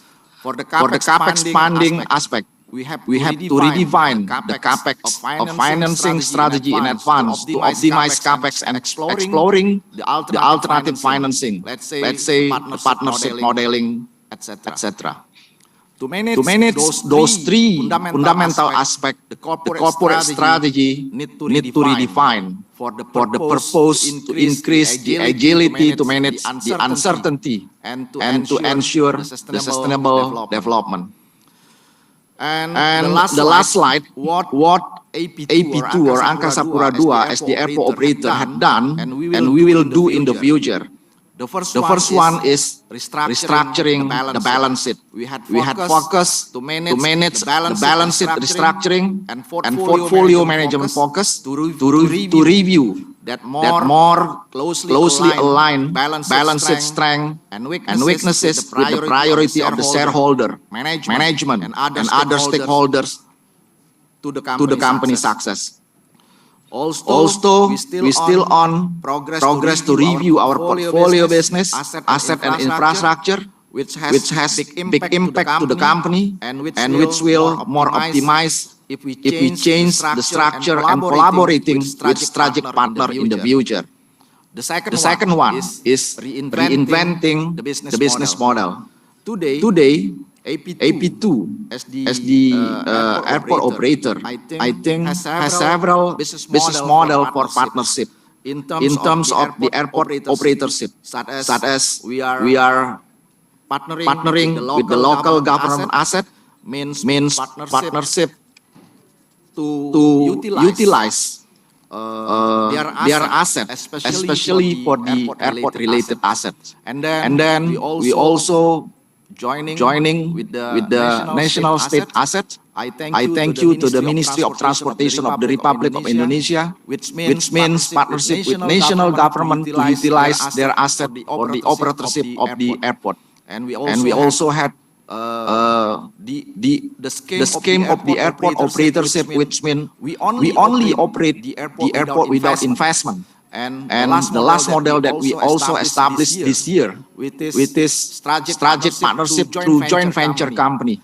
In the past July this year, the joint venture company Angkasa Pura II or AP2, the GMR consortium from India and some parts from Aeropo de Paris. The third one is renewing the infrastructure towards the smart airport. We had restructured our organization and developing the new talents to adapt in the digital era. The biggest part of our efforts was building the digital culture and mindset to internalize in every level of organization. We encourage our employee to innovate their own existing process, creating new opportunity and sharpening our competence to collaborate with other stakeholders. In the year 2017, we began starting with the AOCC project as the foundation to bigger picture in collaborating in managing the aviation ecosystem. And AP2 also has committed to reducing the dependence on fossil energy and increasing the energy mix to support sustainable development. In accordance with the Presidential Decree number 2022 of 2017, AP2 supports the government to achieve an optimal primary energy mix for new and renewable energy at least 23% by 2025, and more increase in long-term years of net zero emission. In the next 2 years, we are targeting the use of renewable energy at AP2 airports to reach 10% of the total usage. For example, currently the electricity supply and consumption for the biggest airport, Soekarno-Hatta International Airport, is 65 megawatts. And in the next 2 years, we are targeting the supply from the renewable energy will replace at least 10% or 6.5 megawatts of the supply electricity consumption. The last, to anticipate the uncertainty in the future, we need proactively identify partnership opportunities as a way to establish or strengthening our position in the industry. We need also to accelerate within working with our partner, airport, airlines, other stakeholders related like ICAO, IATA, ACI, cargo business partner, etc. To build the brighter future for the aviation industry. So that's all what I can presenting today. Thank you very much.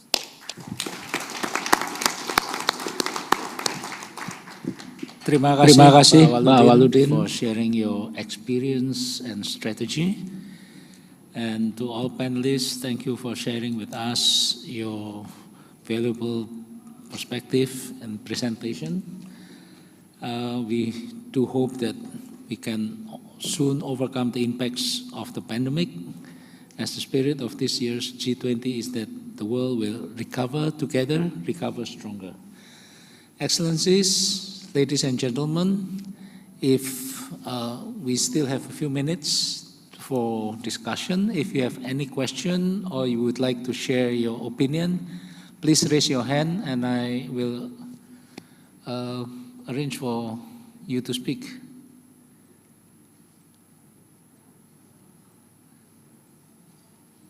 No?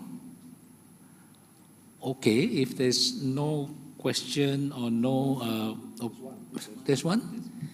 Oh yeah, please. Please identify yourself.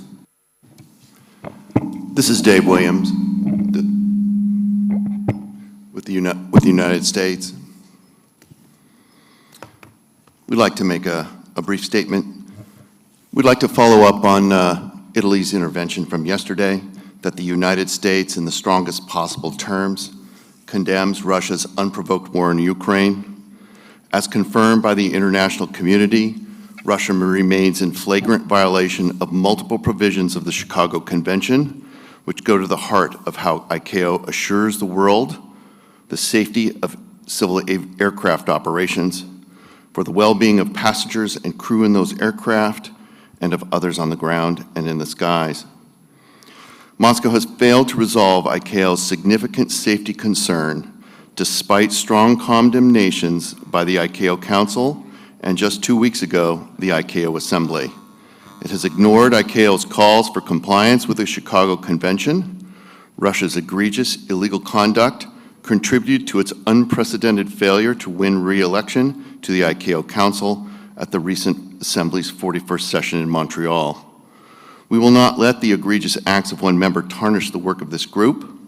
We stand with responsible members of the international civil aviation community as we work to advance the G20's aviation goals. Thank you. Thank you. That was a public statement from the delegate from the United States.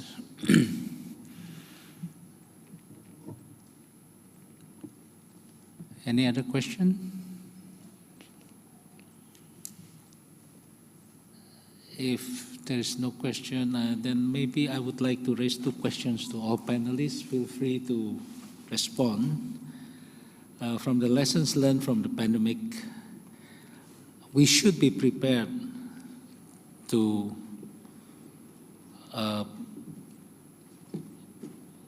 face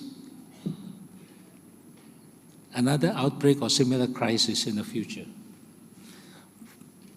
Now, what would be your recommendation to all stakeholders, not only to the airlines, to the airport operators, to the regulators, to the supporting industry of aviation, that the stakeholders prepare for the aviation industry to stay sustainable?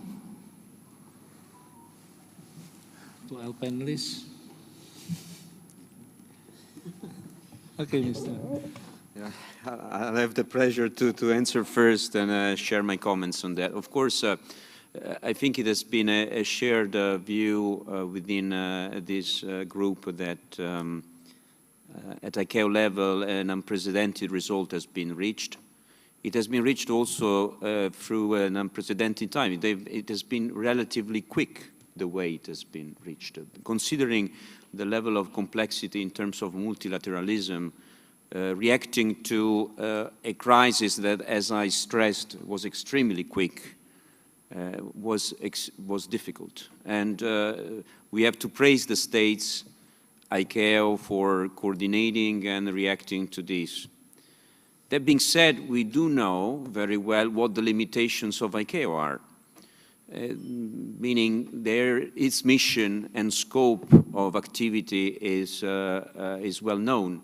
So states have also the responsibility then to implement measures that comply, are inspired by the guidelines that you agree at ICAO level. And I think that looking from the outside, looking from the industry perspective, at least the level of coordination between states can be certainly optimized in the future.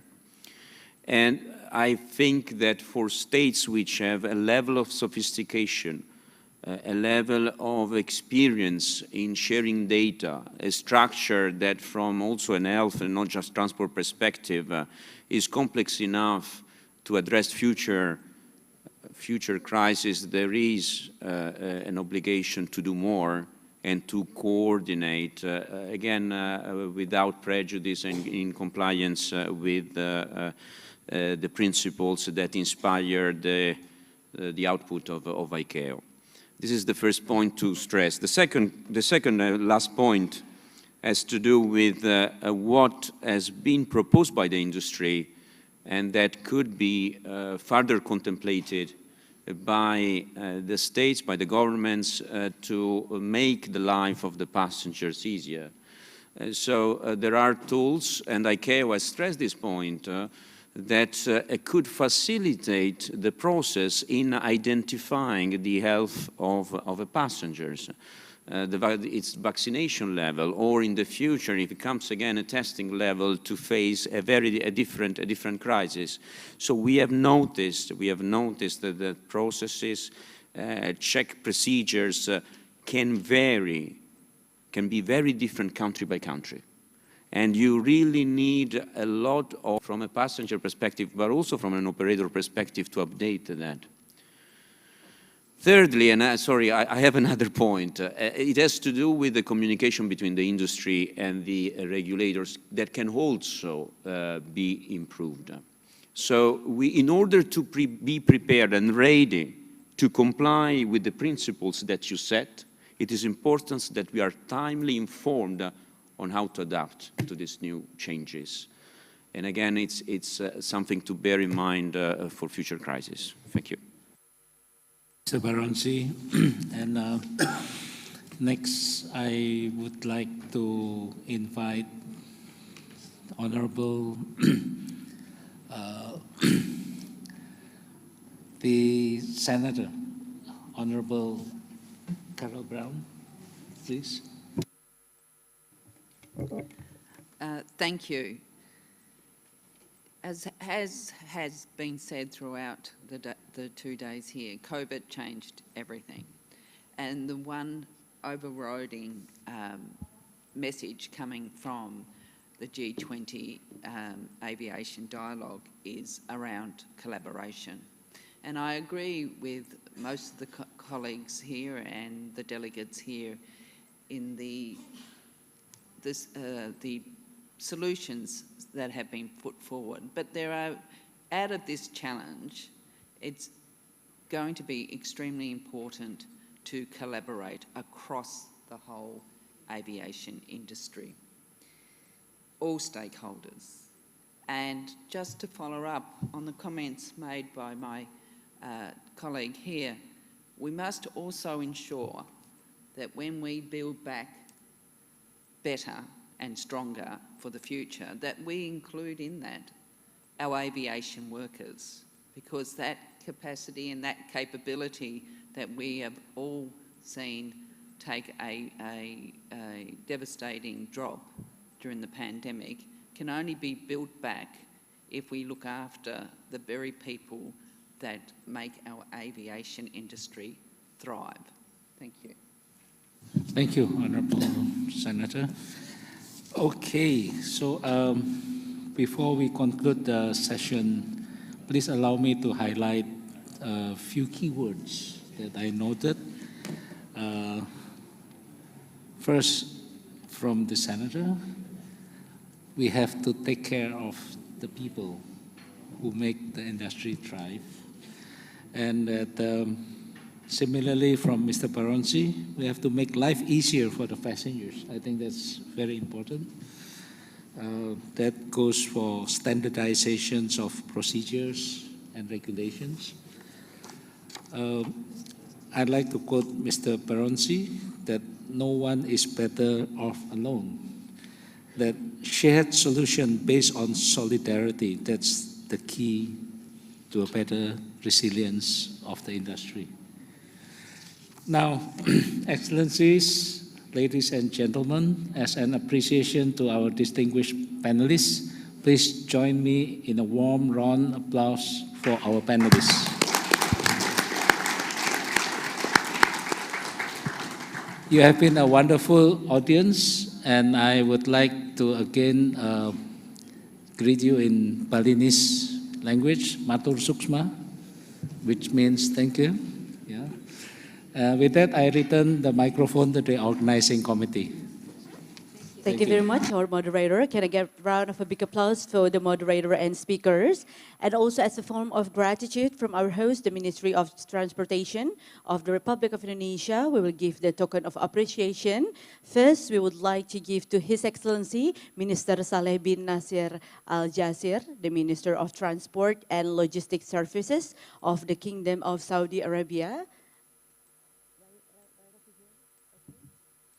And to give the token of appreciation, we would like to invite the Secretary General of the Ministry of Transportation of the Republic of Indonesia, Honorable Mr. Novi Rianto. And the position will be right over here in my right side. Thank you.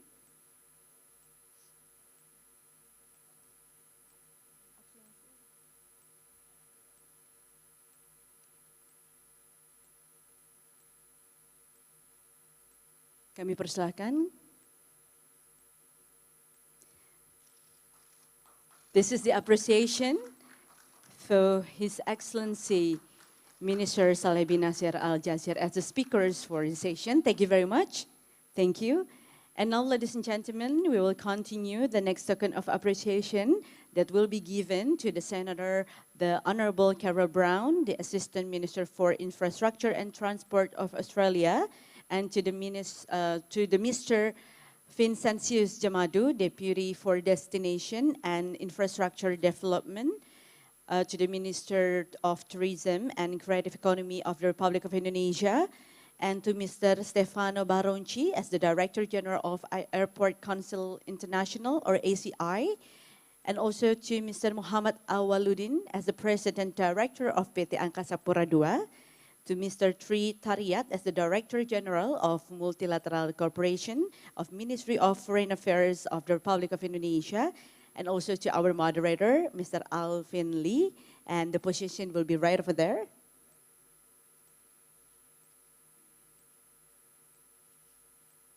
And again, ladies and gentlemen, we would like to please the Honorable Mr. Novi Rianto to present the token of appreciation as the Secretary General of the Ministry of Transportation of the Republic of Indonesia.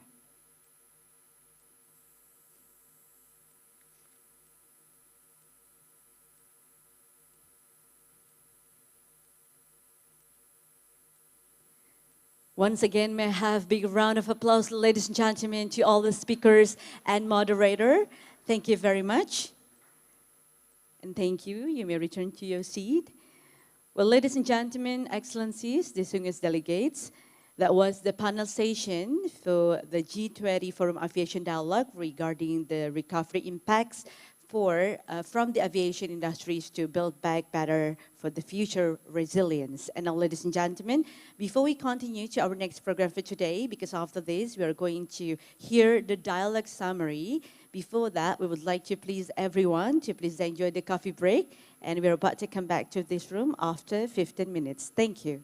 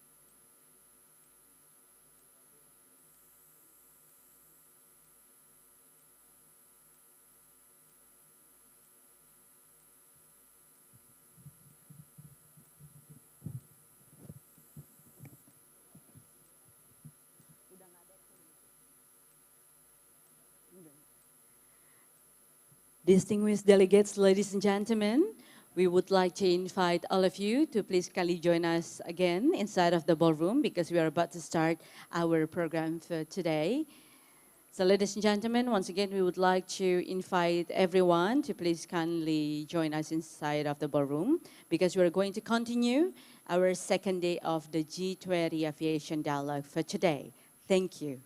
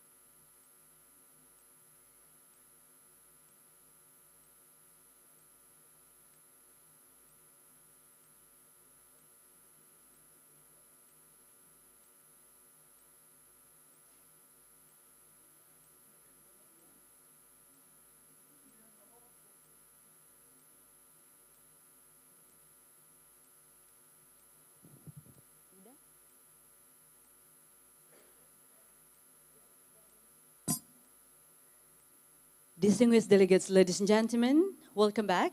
We are still in the G20 Aviation Dialogue, Financial Measures for the Aviation Recovery. And as I mentioned before, that we are going to continue our program for today with the dialogue summary that will be presented by the Secretary General of the Ministry of Transportation of the Republic of Indonesia. So ladies and gentlemen, without further ado, please give a round of applause for Honorable Mr. Novi Rianto.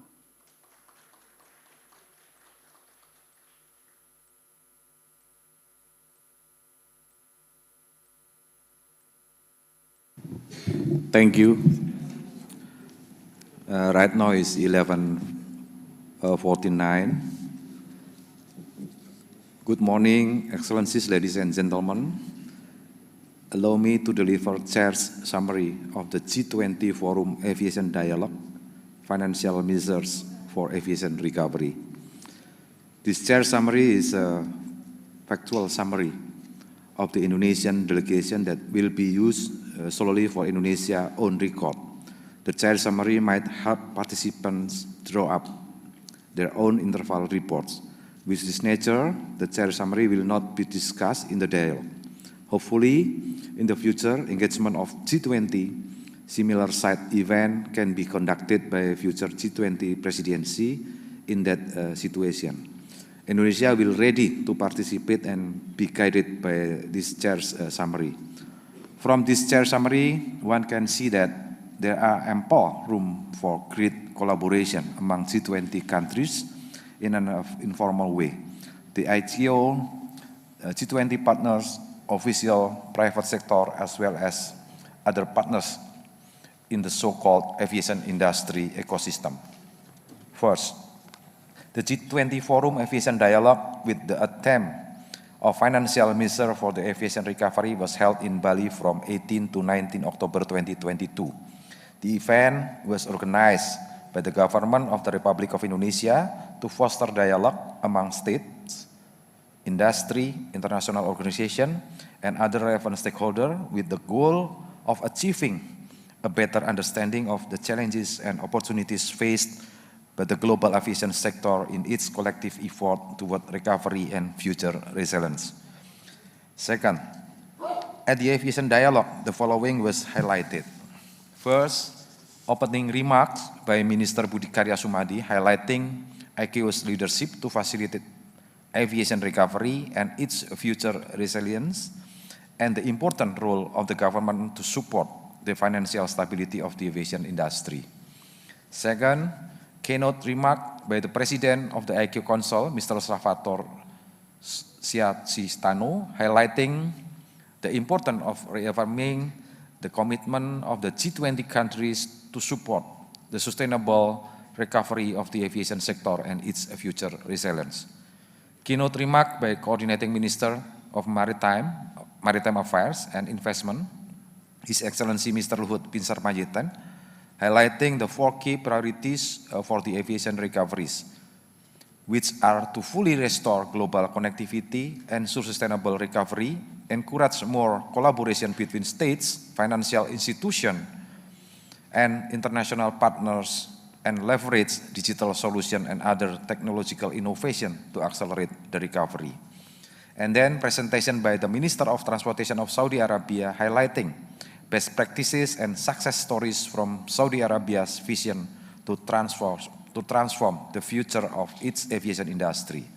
The aviation dialogue highlighted 2020 as the most challenging year for the aviation sector, and the aviation market is expected to rebound to pre-pandemic levels between 2023 and 2025.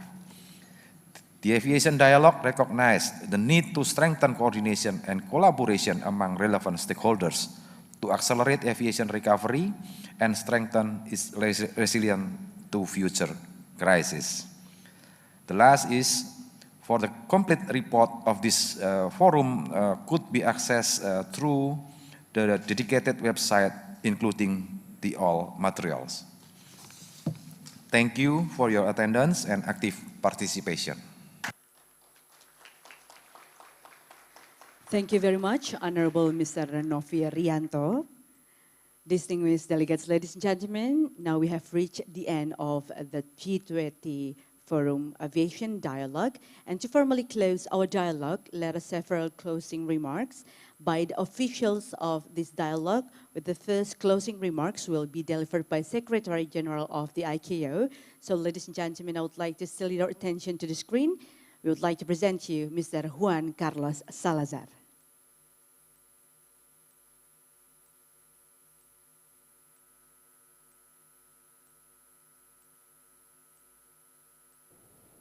For almost 80 years, aviation has harnessed innovation and a spirit of adventure to make possible what was once impossible, to connect what was disconnected, to turn the adversity of distance into opportunity and prosperity. Our aviation network is safe, dependable, and highly influential, connecting billions of tourists to their international destinations and keeping key supply chains in humanitarian assistance viable and effective in times of global crisis. Our key challenge in air transport today is to reduce our network's emissions while keeping the world connected and prosperous. And at the same time, we have to modernize and better protect aviation against health-related and other threats in global air mobility. Member states at the very recent 41st ICAO Assembly have taken action on these priorities, adopting a net zero 2050 global aspirational goal on emissions and other key decisions toward a secure and contactless digital passenger experience. The latest decisions reaffirm air transport's continued and critical role in promoting socioeconomic development globally. Innovation will lead the way to our safe, secure, and sustainable future.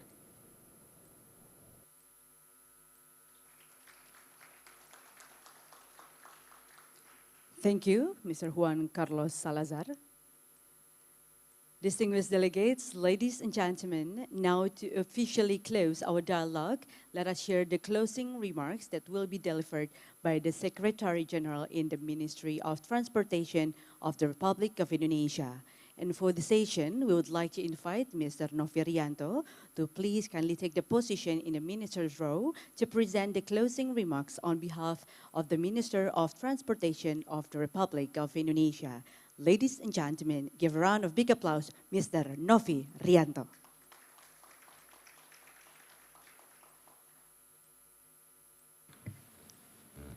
Excellencies, ladies and gentlemen, Honorable Assistant Minister of Transportation of Australia, Honorable AQ Asia Pacific Regional Director, Honorable Representative of Transport and Civil Aviation Authorities of G20 member countries, distinguished panelists and moderators, delegates, ladies and gentlemen.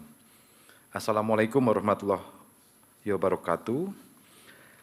As we come to the final session of the G20 Aviation Dialogue on financial measures for the aviation recovery, I would like to express my gratitude to all participants and delegates for attending this meeting to discuss challenges faced by the aviation industry and significant measures to support the aviation industry to recover faster.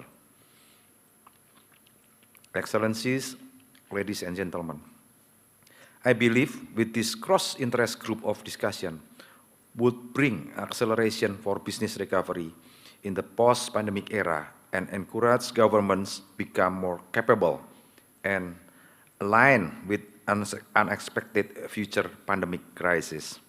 Excellencies, ladies and gentlemen, through this event, I would like to reaffirm that we need a shared commitment to close cooperate and coordinate between states, financial institutions, international partners, and the private sectors to strengthen aviation industry resilience. Excellencies, ladies and gentlemen, on behalf of the Ministry of Transportation of the Republic of Indonesia, I also would like to express my highest appreciation for the active participation and fruitful discussion to achieve the post-pandemic civil aviation economic resilience. I believe that you all would be able to take full advantage from this discussion. Thank you very much. Thank you very much to the Secretary General in the Ministry of Tourism of the Republic of Indonesia, Bapak Novi Rianto. Terima kasih. Excellencies, distinguished delegates, ladies and gentlemen, now we have reached the very end of our agenda for the G20 Forum Aviation Dialogue and Financial Measures for the Aviation Recovery, and all the agenda of today is already concluded. So congratulations for the successful of your dialogue, and we wish you a success in the process of implementing all the program and cooperation in the near future. So ladies and gentlemen, before we wrap up things, a quick reminder that we will have a cultural tour program today from 1 until 6 p.m. this afternoon, and we will visit the Panglipuran Cultural Heritage Village, followed by an afternoon coffee break near to the beautiful rice field scenery in Tegalalang, Ubud. But please kindly note that this destination is subject to the weather condition. In case of the rain on our departure schedule, we will cancel the whole agenda and we have the other alternate for the agenda today. So ladies and gentlemen, we hope that the weather is good so we can do our schedule for today nicely. And ladies and gentlemen, after this, we would like to remind you that it's time for all of us to enjoy our lunch. So the lunch station will be at the exhibition gallery on the second floor, so as same as yesterday. So I hope that everyone can enjoy the lunch and enjoy your stay in Bali. Lastly, my name is Putri Gorda signing out. Thank you very much. And as Balinese say, matur suksma, terima kasih. Terima kasih, terima kasih. So give a round of big applause for all of us. Thank you very much and have a pleasant stay in Bali. Thank you.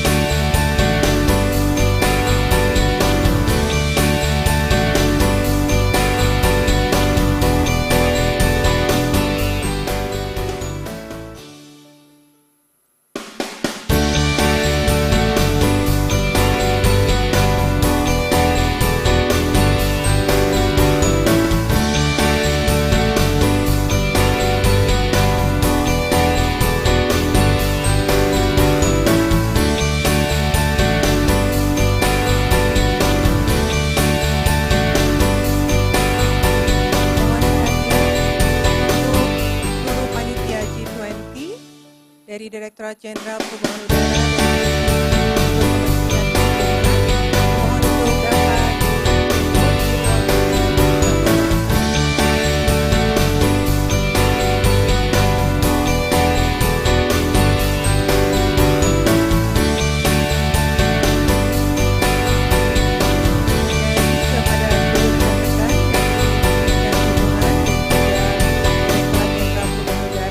untuk dapat kumpul di ruang sidang.